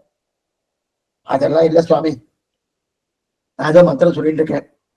சில பேர் நிறைய பேர் சொல்றா பாருங்க, அது இன்னைக்கு ஜோசியக்காரெல்லாம் இதுதான் சொல்றா, இந்த மந்திரத்தை சொல்லுங்கோ உங்களுக்கு இது கிடைக்கும், இந்த மந்திரத்தை சொல்லுங்கோ இது கிடைக்கும் அப்படின்னு. அவ அந்த மந்திரத்தை சொல்வதற்கான யோக்கியத்தை படைத்தவாளாலும் இருக்க மாட்டான். ஆனா அந்த மந்திரம் வாயில உச்சரிக்கக்கூடிய உச்சரிப்பு கூட அவள் சரியா வராது. ஆனா அவன் என்ன சொல்லுவா? இந்த மந்திரத்தை சொல்லுங்க, 10 தடவை சொல்லுங்க, 20 தடவை சொல்லுங்க இல்லையா? அப்ப ஏதோ ஒரு பிரயோஜனத்தை முன்னிட்டு கொண்டு நல்லா பாருங்க, ஏதோ ஒரு பிரயோஜனம் நாம ஆசைப்பட்டது நடக்கிறேன்னு நினைக்கிறா பாருங்க, ஆசைப்பட்ட இது கிடைக்கணும்னு நினைக்கிறா பாருங்க, அந்த மந்திரங்கள் தான் ராஜச மந்திரம். மோட்சம் போவதற்காக சொல்லப்பட்ட மந்திரம் சாத்விக மந்திரம். நான் ஆசைப்பட்டது நடக்க வேண்டும், என்னுடைய ஆசையெல்லாம் பூர்த்தி ஆகணும்னு நினைக்கிறது ராஜச மந்திரம். சரி சுவாமி, எனக்கு எதிரி இவர் கெட்டு போகணும், எனக்கு இவர் எதிரி அவர் கெட்டு போகணும் அப்படின்னு அதுக்கெல்லாம் சில மந்திரங்கள்லாம் சொல்றா. பில்லி சூன்யம் சொல்றா பாருங்க, நிறைய பேர் பண்றா. அது அநேகமா கேரளால அது கொஞ்சம் அதிகமா இருக்கு. அதர்வன வேதத்துல அது நேரமா வச்சுட்டு இருக்கா அப்படின்றத சொல்லிட்டு பாருங்க. அதுக்குதான் அபிச்சார மந்திரம்னு பேரு. அதெல்லாம் என்னது? தாமச மந்திரம்னு பேரு. இன்னொருத்தர் கெட்டு போகணும்ன்றதுக்காக பண்ணக்கூடிய மந்திரங்கள் தாமச மந்திரம். நானே நன்னா இருக்கணும், நான் ஆசைப்பட்டது கிடைக்கணும் என்று சரீரத்துக்காக பண்றது ராஜச மந்திரம். ஒண்ணு என்னுடைய ஆத்ம உஜ்ஜீவனை அடையணும், அதற்காக சொல்லப்பட்ட மந்திரம் இது சாத்விக மந்திரம். இது வந்து சப்த மந்திரம் பேரு. இது மூன்று எழுத்து. அப்படிப்பட்ட இதெல்லாம் தெரிவிக்கிறாங்க. இதுக்கு மேல இப்படியா உத்தவருக்கு என்னென்ன பக்தியின் மாகாத்மியம் உண்டோ எல்லாம் சொல்லுகிறார். யார்? கண்ணன் பெருமான். பக்தன் எவ்வளவு தூரம் என்ன பற்றி இருக்கான் தெரியுமா உத்தவா? எவ்வளவு நெருக்கமானவன் தெரியுமா? எனக்கு சாமானிய பக்தன் தான் நீங்க நினைக்கிறேன், அவன் எவ்வளவு நெருக்கமானவன் தெரியுமா? ஞானே தூ ஆத்மைப்பமேவதம். உத்தவா, அப்படிப்பட்ட ஞானி எனக்கு ஆத்மா அப்படின்னு இது கிருஷ்ண அபிப்பிராயம். அப்ப பல பல ஜென்மாக்கள் கர்மயோகம் என்ன, ஞான யோகம் என்ன, பக்தி யோகம் என்ன, இத பண்ணினாதான் பக்தியே பெறும். பல பல ஜென்மாக்கள் நாம நினைக்கிற மாதிரி இல்லை. சரணாகதி இந்த ஜென்மால பண்ணி உடனே மோட்சம் கிடைக்கிறதான்னு பார்த்துட்டு இருக்கோம். பல பல ஜென்மாக்கள் கர்மயோகம் பண்ணணும், அது பண்ணி முடிக்கணும். மேலும் பல பல ஜென்மாக்கள் ஞான யோகம் பண்ணணும், அதுக்கப்புறம் தான் பக்தியே பிறக்கும். பல பல பிறவிகள் பக்தி யோகத்தை பண்ணா அதுக்கப்புறம் பெருமாள்கிட்ட சரணம் என்கிற சொல்லாக இச்சை நமக்கு பிறக்கிறது. அதுக்கப்புறம் என்ன பண்றோம்? அந்த இச்சை பிறந்தவங்களும் சரணாகதி அடிச்சு பகவான் அடைகிறவனும். இததான் உத்தவருக்கு தெரிவிக்கிறார். இவ்வளவு சமங்கள் இருக்கு உத்தவா. அது மட்டும் இல்ல, வாசுதேவ சவமிதி சமாத்மா சுதுர்லபகா. வாசுதேவனே எல்லாம் என்று சொல்லக்கூடிய பக்தன் சுலபத்தில் கிடைக்க மாட்டான் உத்தவா. குழம்புல கிடைக்க நினைக்கிறியா? எங்க தேடிலாம் கிடைக்கிறது துர்லபம். வாசுதேவ சமமிதி சமாத்மா சுதுர்லபகா. இந்த வார்த்தை கரணே போட்டிருக்கான். சுதுர்லபகா அப்படின்னு இருக்கான். கேட்டாலும் கிடைக்க மாட்டான், கிடைக்கிறது கஷ்டம். ஆக இப்படி இதெல்லாம் சொல்லி இதோடு பக்தியையும் அதே போல ஞானத்தையும் அதே போல இருக்கக்கூடிய மற்ற விஷயங்களையும் உத்தவருக்கு சொல்லி, உத்தவா உனக்கு வைராக்கியம் ஏற்படுவதற்கு இத்தனை விஷயத்தை சொன்னேன். அவதூத சன்னியாசிலிருந்து தொடங்கி இத்தனை விஷயத்த எதை பார்த்தால் என்ன பார்க்கிற ஆனந்தம் உனக்கு வரணும் உத்தவா. இதான் ரொம்ப முக்கியம். எதை பார்த்தாலும் பகவானை பார்க்கக்கூடிய ஒரு எண்ணம் வரணும். அது என்னமா சுவாமி, நான் ஏதோ ஒரு இடத்துல போயிட்டு இருக்கேன், அது நல்ல விஷயம் இல்லை, தீய விஷயம். அதை பார்த்தாலும் பகவான் கண்ணன் நமக்கு நினைவு வரணும்ன்ற. எதை பார்த்தாலும் கண்ணன் நினைவு வரணுமா? அந்த மாதிரிலாம் எப்படி சுவாமி வரும்? ஒரு தீயதை பார்த்து இது நல்லதுன்னு வருமானா? கண்ணன் நினைவு இருந்தா கண்ணன் கண்ணன் வரும், அந்த தீயது கண்ணன் வரும். வருமானா? ஆழ்வாருக்கு அப்படிதான் வந்தது. மண்ணை இருந்து துளாவி வாமனன் மண் இது வென்னும் விண்ணை தொழுது அவன் மேவு வைகுந்தம் என்று கைகாட்டும் கண்ணை உன்னீர் மல்கன் என்று கடல் வண்ணன் என்னும் மண்ணே என் பெண்ணை பெருமையல் செய்தார்க்கு என் செய்கை பெய்வலையீரே. ஆழ்வார்கள் தான் வந்தது. மண்ணை ஆழ்வார் திரு மண்ணு அங்கேயா எடுத்தாரு. வாமனன் அங்கேயா திருமிக்க அவதாரம் பண்ணார், பண்ணவே இல்லையா? அந்த மண் எடுத்து வாமனன் அளந்த மண் இருந்தார்.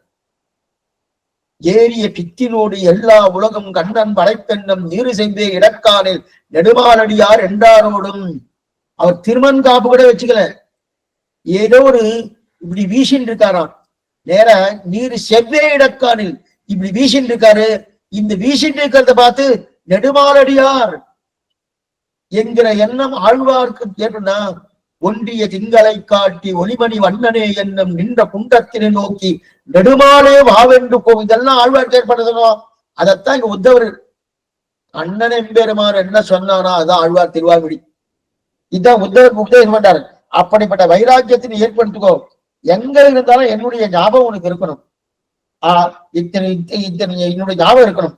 அதனால உத்தவா, நீ வைராக்கியத்தை வைத்துக் கொண்டு இத்தனை விஷயம் சொல்லி இருக்கணும். இப்ப என்ன பண்ற? நேர பத்திகாசமும் போயிட்டு அங்கிருந்து என்ன குறித்து தபஸ் பண்ணு. தபஸ் பண்ணி அந்த தபஸ் பண்ணி நானே உனக்கு பிரத்யட்சமா சேவை சாய்க்கிறபடியால் ஒரு தன்மையில இருப்பேன் அப்படின்னு சொன்னார். இப்ப உத்தவரை பழப்பண்ணும். அங்கிருந்து குரல் எதை பார்த்தாலும் என்ன பார்க்க கூட ஆனந்தம் வரணும் சொல்லுவார் இல்லையா? அந்த மாதிரி வருமானம் வரணும். ஏன்னா எல்லா ஆத்மாக்களுக்கும் அந்தர்யாமி பகவான். எல்லா ஆத்மாக்களுக்கும் அந்தர்யாமியான அனைத்து பொருட்களுக்கும் யாருன்னா அகம்னி சர்வ வித்யானாம் போக்தாச்ச பிரபுரேச்ச. எல்லா ஆத்மாக்கும் அந்தர்யாம பகவான் இருக்கான் இல்லையா?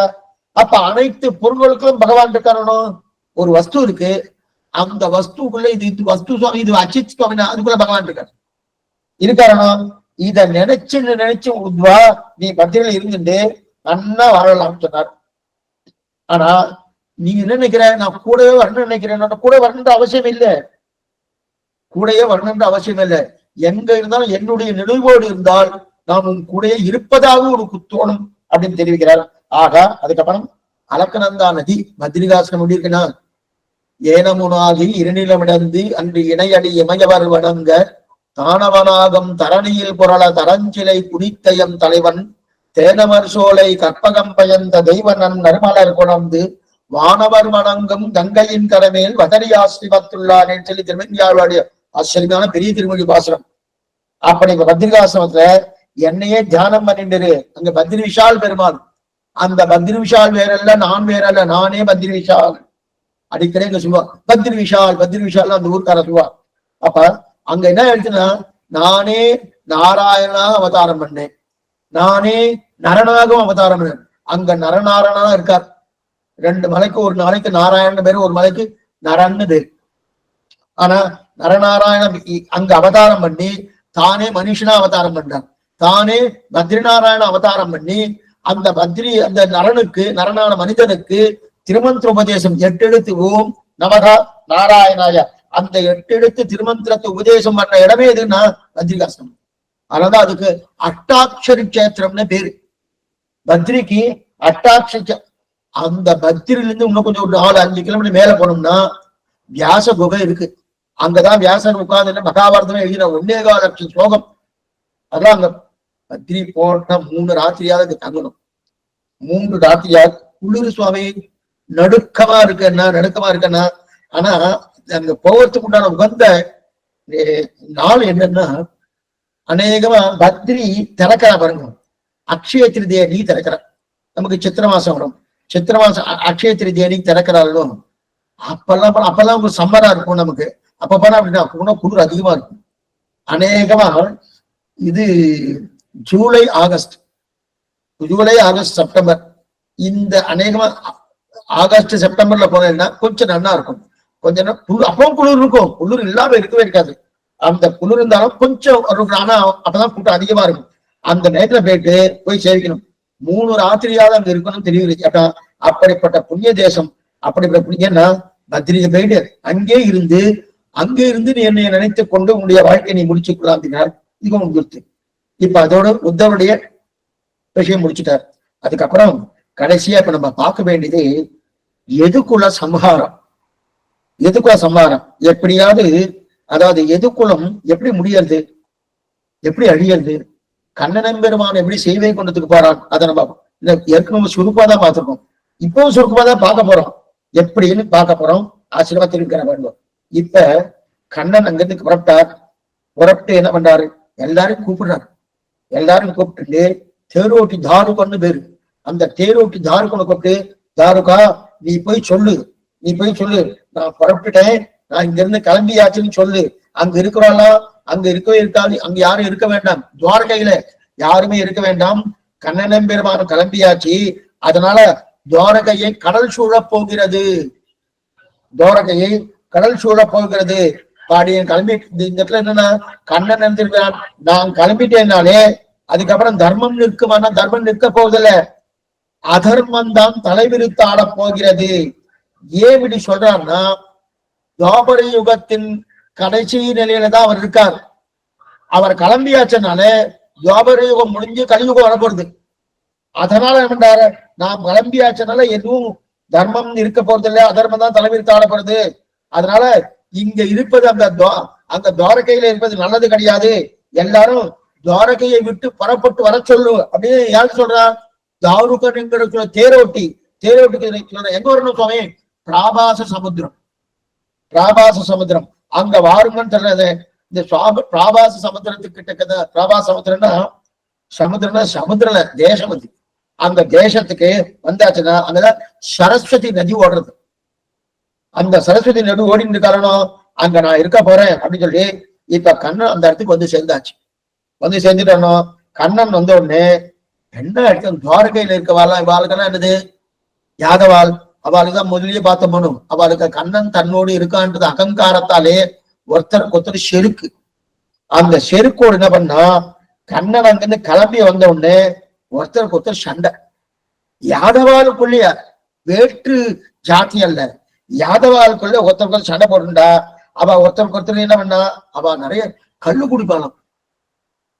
பலராமனே கல்லு குடிப்பான், நிறைய கல்லு குடிப்பாளாம்.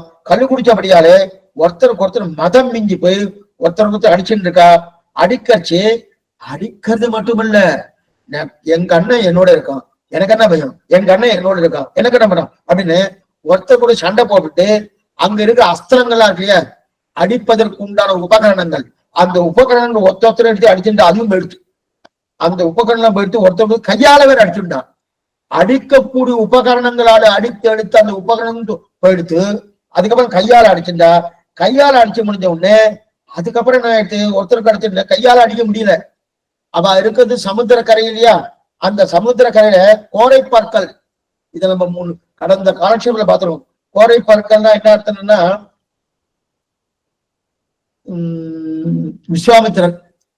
விஸ்வாமித்திர ஒரு யாதவ பையன் கிட்டக்க போய், நான் கர்ப்பமா இருக்கேன், எங்களுடைய வயசுல என்ன என்ன உள்ள பெண் பிள்ளையா ஆண் பிள்ளையா சொல்லி ஒரு பரிகாசத்துக்காக கேட்டதாகவும், மேற்கொண்ட அந்த விஷயத்தை விஸ்வாமித்திர தெரிஞ்சு உலக்க பிறக்க போறது நம்ம பார்த்தோமான சரித்திரம் கடந்த காலட்சேபில பார்த்திருக்கோம்.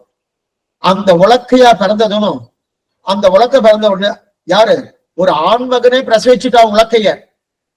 ஆண்மகனே ஜாம்பவதியுடைய பிள்ளை சாம்பன்னு பேரு.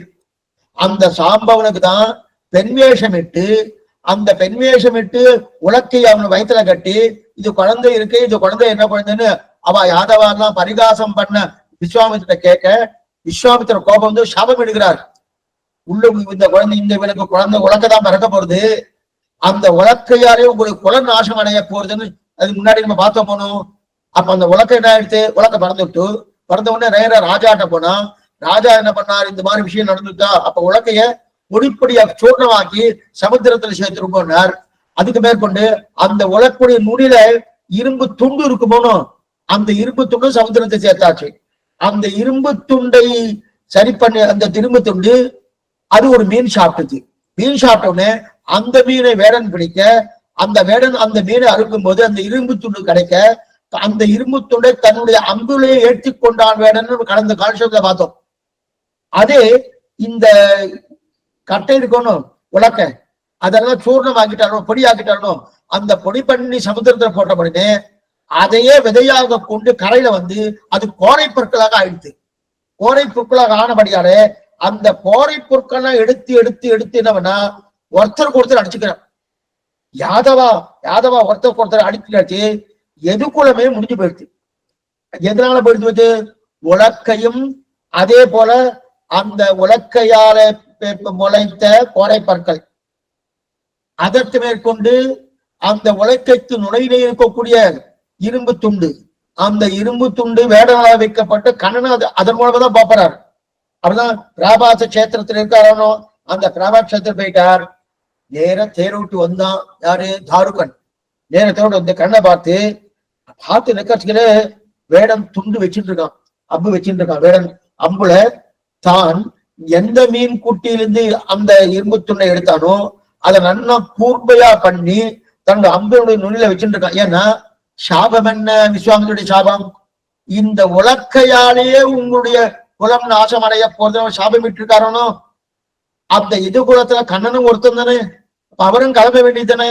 அப்ப அந்த உலக்கை மூலமா தானே கிளம்பணும். அதனால அந்த உலக்குடைய இருப்பு துண்டத்தான் வேடன் என்ன பண்ணா, தன்னுடைய அம்புடைய நுனியில வச்சுட்டு இன்னும் கூர்மையாக்க நுழைய வச்சுட்டு இருக்கான். இப்ப அந்த அம்பை விடணும். அம்பை விடணும்னா இவர் ஒரு மரத்துல இருக்கார்.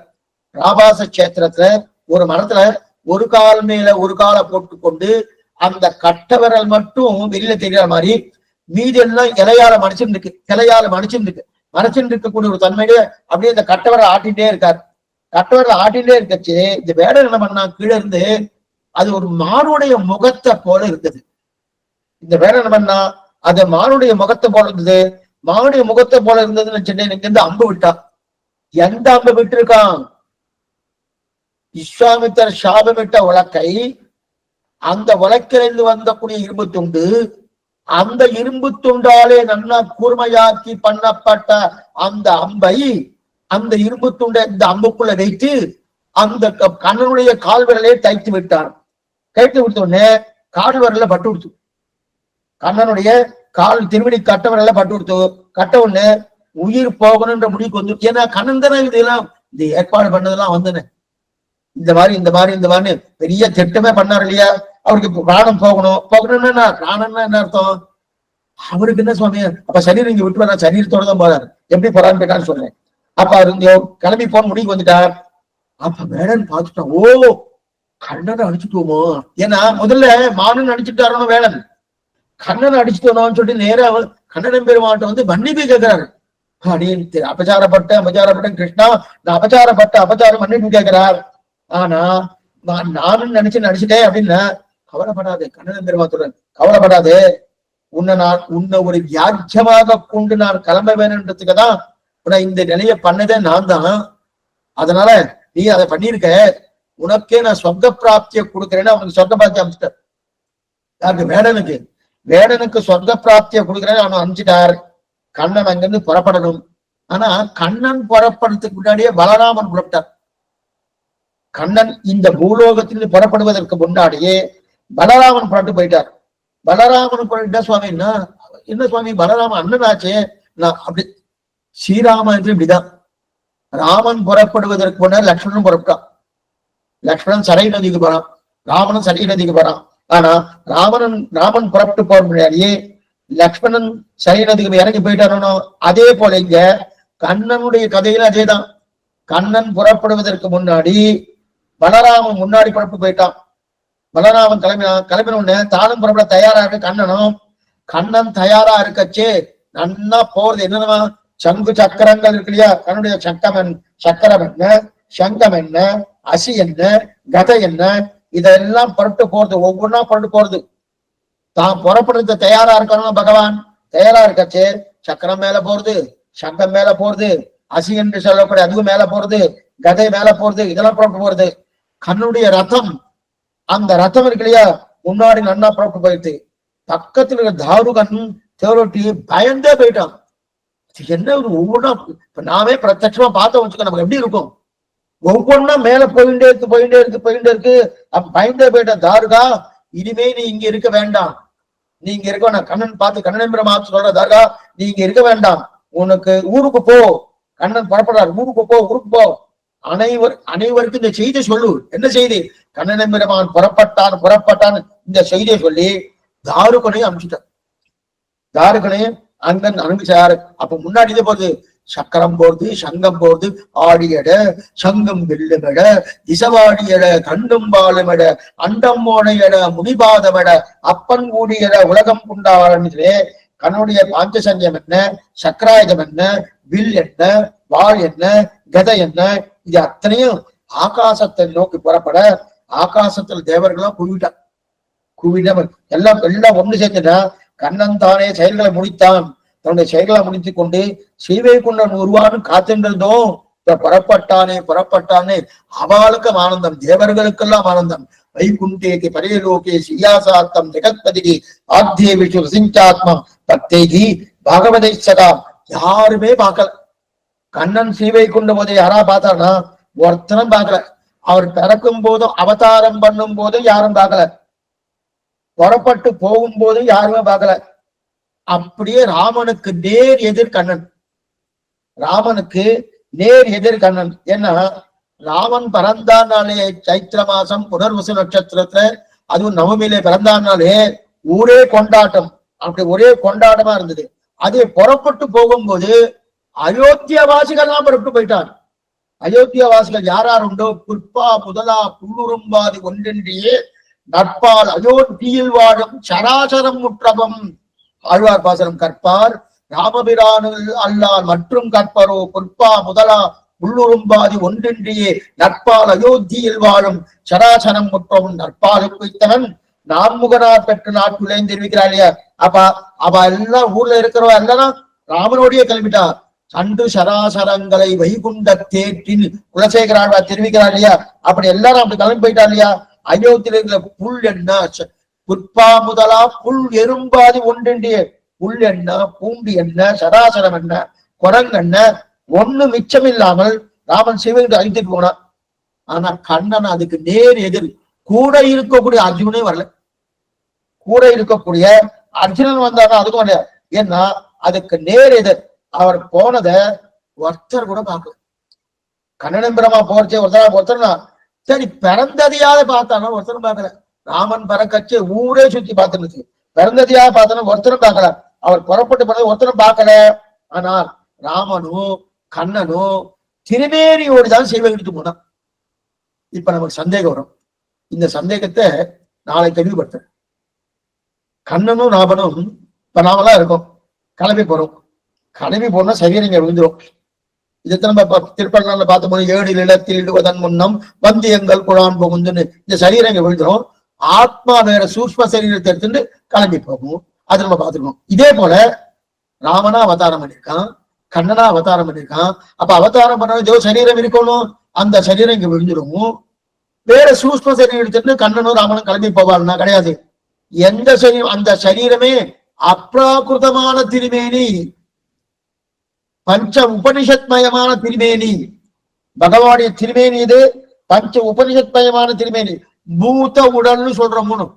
நாம என்ன சொல்றோம், பூத்த உடல் சுவாமி அப்படின்னு சொல்றோம். ஆனா அந்த மாதிரி பூத்த உடல் ராமனுக்கோ கண்ணனுக்கோ பகவானுக்கு உண்டானா கிடையாது. நமக்குதான் பூத்த உடல். பஞ்ச பூதங்களால் ஆக்கப்பட்ட உடல் இது. காயமே இது பொய்யடா காற்றடித்த பையடான்னு தமிழர்கள் சொல்லுவா இல்லையா? அப்படி பஞ்ச பூதங்களால் ஆக்கப்பட்ட சரீரம் இது. பகவானுக்கு பஞ்சபூதங்களால் ஆக்கப்பட்ட சரீரமானா கிடையாது. பஞ்ச சக்திமயம், பங்க சக்திமயம். அதனால இங்கு சரி சுவாமி, அப்ப அவனுக்கு இங்க அந்திம காரியம் பண்ண மாட்டாளா? அந்திம காரியம் இப்ப நம்ம கிளம்பிட்டோம்னா இந்த சரீரத்தை அந்திம காரியம் பண்ணுவாரணும். சீச்சூர்ண பரிபாலனம்னு வச்சுட்டு இருக்கோம் நம்ம ஸ்ரீவைஷ்ணவெல்லாம். அந்த வந்து கண்ணனுக்கு பண்ண மாட்டான்னா, ஆனா கண்ணனுக்கு அந்திம காரியம் பண்ண மாதிரி தெரியறது. அப்பனா கண்ணனுடைய திருமேனிங்க தானே இருக்கணும். இல்லை என்ன சுவாமி, திருமேனியோடுதான் கிளம்பிட்டார். அந்திம காரியம் ஒண்ணுமே கிடையாது, எதுவுமே கிடையாது. பகவான் திருமேனியோடு. அதனாலதான் ஆழ்வாரையும் திருமேனியோடு கூப்பிட்டார். ஆழ்வார் வரமாட்டேன்ட்டார். ஆமா, திருமேனியோடைய கிளம்பி விட்டார்களோ. அது என்னமா சுவாமி திருமேனியோட போயிட்டாருன்னா, அப்ப இங்க இந்த இடத்துல பாருங்க, கண்ணனுக்கு அந்திம கிரியையெல்லாம் பண்ணதா சரித்திரம் இருக்கு. ஆனா நீங்க திருமேனியோட போயிட்டான்னு சொல்றீங்கன்னா வேற சரீரம், அந்த சரீரம் அது வந்து அந்த அப்ராகிருதமா பஞ்ச உபனிஷத் மயம் பஞ்ச சக்தி மயமா இருக்கிற திருமேனி மேல போயிடுத்து இதெல்லாம் கிளம்பிடுது. அதுக்கு முடிஞ்சுன்னு அப்ப கண்ணன் அழுத்து அடைந்தான்.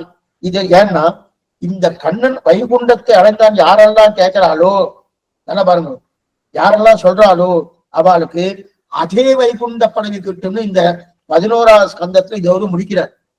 11ஆவது ஸ்கந்தம் என்ன பண்றாருன்னா, இந்த சரித்திரத்தை யாரெல்லாம் கேட்கிறார்களோ, ஏன்னா தாருகன் பார்த்து போடு போய் விஷயத்த சொன்னானோ, கண்ணன் பெருமான் வைகுண்டத்தை அடைந்தான் அப்படின்னு இந்த கதையெல்லாம் யாரெல்லாம் கேட்கிறார்களோ, யாரெல்லாம் அதை நன்னா சிரவணம் பண்ணுகிறார்களோ, யாரெல்லாம் அதை நன்னா மனசார நினைத்து அதே சிந்தனையோடு இருக்கிறார்களோ அவர்களுக்கு கிருஷ்ண சாயுத்தியம் கிடைக்கிறது, கிருஷ்ண பதவி கிடைக்கிறதுன்னு 11ஆவது ஸ்கந்தத்தை முடிச்சார். இப்ப நம்ம பார்க்க வேண்டியது கடைசி ஸ்கந்தம் என்னன்றது. நாளை தினம் சாத்துமறை. அந்த சாத்துமறை போது எல்லாரும் வந்து அவசியம் வந்து இந்த கண்ணன் பெருமாளுடைய பரிபூர்ணமான கடாட்சத்துக்கு வந்து அடைய வேண்டும் என்று பிரார்த்தித்துக் கொள்கிறேன். இப்ப ஏதாவது சந்தேகம் தான் அவசியம் கேட்கலாம். சாயங்காலம் திருப்பல்லாண்டு அண்ட குலத்துக்கு அதிபதியாக முடிஞ்சு அதுக்கப்புறம் வந்து எந்த தந்தை வரப்போறது என்னன்றதை பார்ப்போம். அழ்வாரும் பெருமானாட்சியத்துள்ளேசனம் ஆச்சாரியம் திருவில்லேசனம் பாகவதாம் திருவடிகளிலே சரணம். அடியேன் சுவாமி, ஒரே ஒரு சந்தேகம் சுவாமி. அடியேன் ஆக்சுவலி வந்து கிருஷ்ண பகவானுக்கு வந்து காந்தாரியோட சாபம் இருக்கு இல்லையா சுவாமி? அப்ப அந்த காந்தாரியோட கண்ணை வந்து அவரோட காலை மாத்திரம் பார்த்ததுன்னு நான் ஒரு இதுல கேள்விப்பட்டேன் சுவாமி, ஒரு உபன்யாசத்துல. அப்ப அதனால அந்த இடம் மாத்திரம்தான் ஓப்பனா இருந்து அப்ப அந்த இடத்துல அந்த சக்தி போயிருக்கு. அப்படி பகவான் அதையும் வந்து உலகத்துக்கு காட்டுறதுக்கு வேண்டிதான் அப்படி பண்ணாரோன்னு அடியனுக்கு ஒரு, அதாவது காந்தாரியோடதையும் நம்ம வந்து உண்மையாதான் இருக்கணும் அப்படின்னு சொல்லிட்டு அப்படியே இருக்கா சுவாமி? அது ஒரு டவுட் வந்து. காந்தாரிக்கு அந்த மாதிரியான எண்ணத்தை கொடுத்ததே பகவான் தான். ஏன்னா நான் கிளம்பணும். இந்த ராமாவதாரத்துக்கு நிறைய விஷயம் இருக்கு, இது சொல்ல வேண்டாம்னு விட்டுட்டானே. ராமாவதாரத்தும் கிருஷ்ண அவதாரம் ரெண்டுமே அவர் 2 பேரும் 11,000 வருஷங்கள் ராமன் இங்க ராஜ்ய பரிபாலனம் பண்ணா. இவர் 120 வருஷங்கள் இருந்தா கண்ணன். ரெண்டுமே கிளம்பணும்னா அதுக்கு ஏதாவது ஒரு காரணம் வேணுமோ. இப்ப நம்மலாம் ஏதோ ஒரு காரணத்தை வச்சிருந்தா நம்மளும் கிளம்புறோம். அது ஆக்சிடென்டா இருக்கலாம், ஏதோ ஒரு காரணம் இருக்கும். இந்த வியாதி வந்துடுது, ஹார்ட் அட்டாக் வந்துட்டு, ஏதோ ஒண்ணு வச்சுக்கிறோமோ. இப்ப பகவான் கிளம்புறதுக்கு ஒரு காரணம் இருக்கணுமானோ. அந்த காரணத்தை உண்டு பண்ணதே யாருன்னா பகவானே. ராமன் யாரு பண்றாரு? ஒரு ரிஷியை வைத்துக் கொண்டு அதை வைத்துக் கொண்டு நான் கிளம்புறதுக்காக ராமன் பண்றாரு. அதே மாதிரி கண்ணனும் என்ன பண்ணார்? விஸ்வாமித்திரை வைத்துக் கொண்டுதான் பண்ணார். கூடவே தாம் பிராணம் போகும்போது காந்தாரியுடைய சாபம், ஏன்னா காந்தாரி தான் சொல்றா உங்களுடைய குலமே அடியணுன்றார். காந்தாரி குடிச்ச சாபம் தான் பிரதானம். இப்ப அந்த சாபத்தால குலம் அழிந்துதானா? கிடையாது. கொஞ்சம் நல்லா புரிஞ்சுக்கணும். ஆனா அந்த சாபம் நிறைவேறும் என்று கண்ணன் பெருமான் ஆக்ஞா பிறப்பித்தான். அந்த ஆக்ஞையும் படிதான் நடந்தது. ஏன்னா கண்ணனுக்கு எந்த சாபமும் எதுவுமே பண்ணாது. நம்ம சாமானிய லோகத்துல இப்ப இந்த சாபம் விட்டா அந்த சாபம் விட்டா, இப்ப சிவபெருமானுக்கு கையில ஒட்டு நிறுத்து, கபாலிஷம் பவிஷ்யதி, இது பிரம்மா சாபத்தால ஒட்டு நிறுத்து. அந்த மாதிரி சாபம் பகவானுக்கு யாரா இட்டு ஏதாவது அந்த சாபத்தால பகவான் எங்கேயாவது சமப்பட்டுக்கான கிடையவே கிடையாது. ஆனா சில பேர்லாம் இந்த சாபத்தால ஒண்ணும் இல்லை சுவாமி, பிருகு மகரிஷி சாபத்தால் தான் திராட்டிங்க இறங்கிட்டா, காலை உதைச்சார் அப்படின்றதுக்காக. அப்ப அந்த சாபமா சாபம் இல்லை, இவர் தான் அந்த நாடகத்தையே இவர் தான் ஆடுறார். அந்த நாடகத்தை பண்ணதே இவர் தான். இது குரத்தவர் அதிமானுஷ ஸ்தவன் ஒரு கிரந்தம் பண்ணியிருக்கார் பஞ்சஸ்தவத்துல.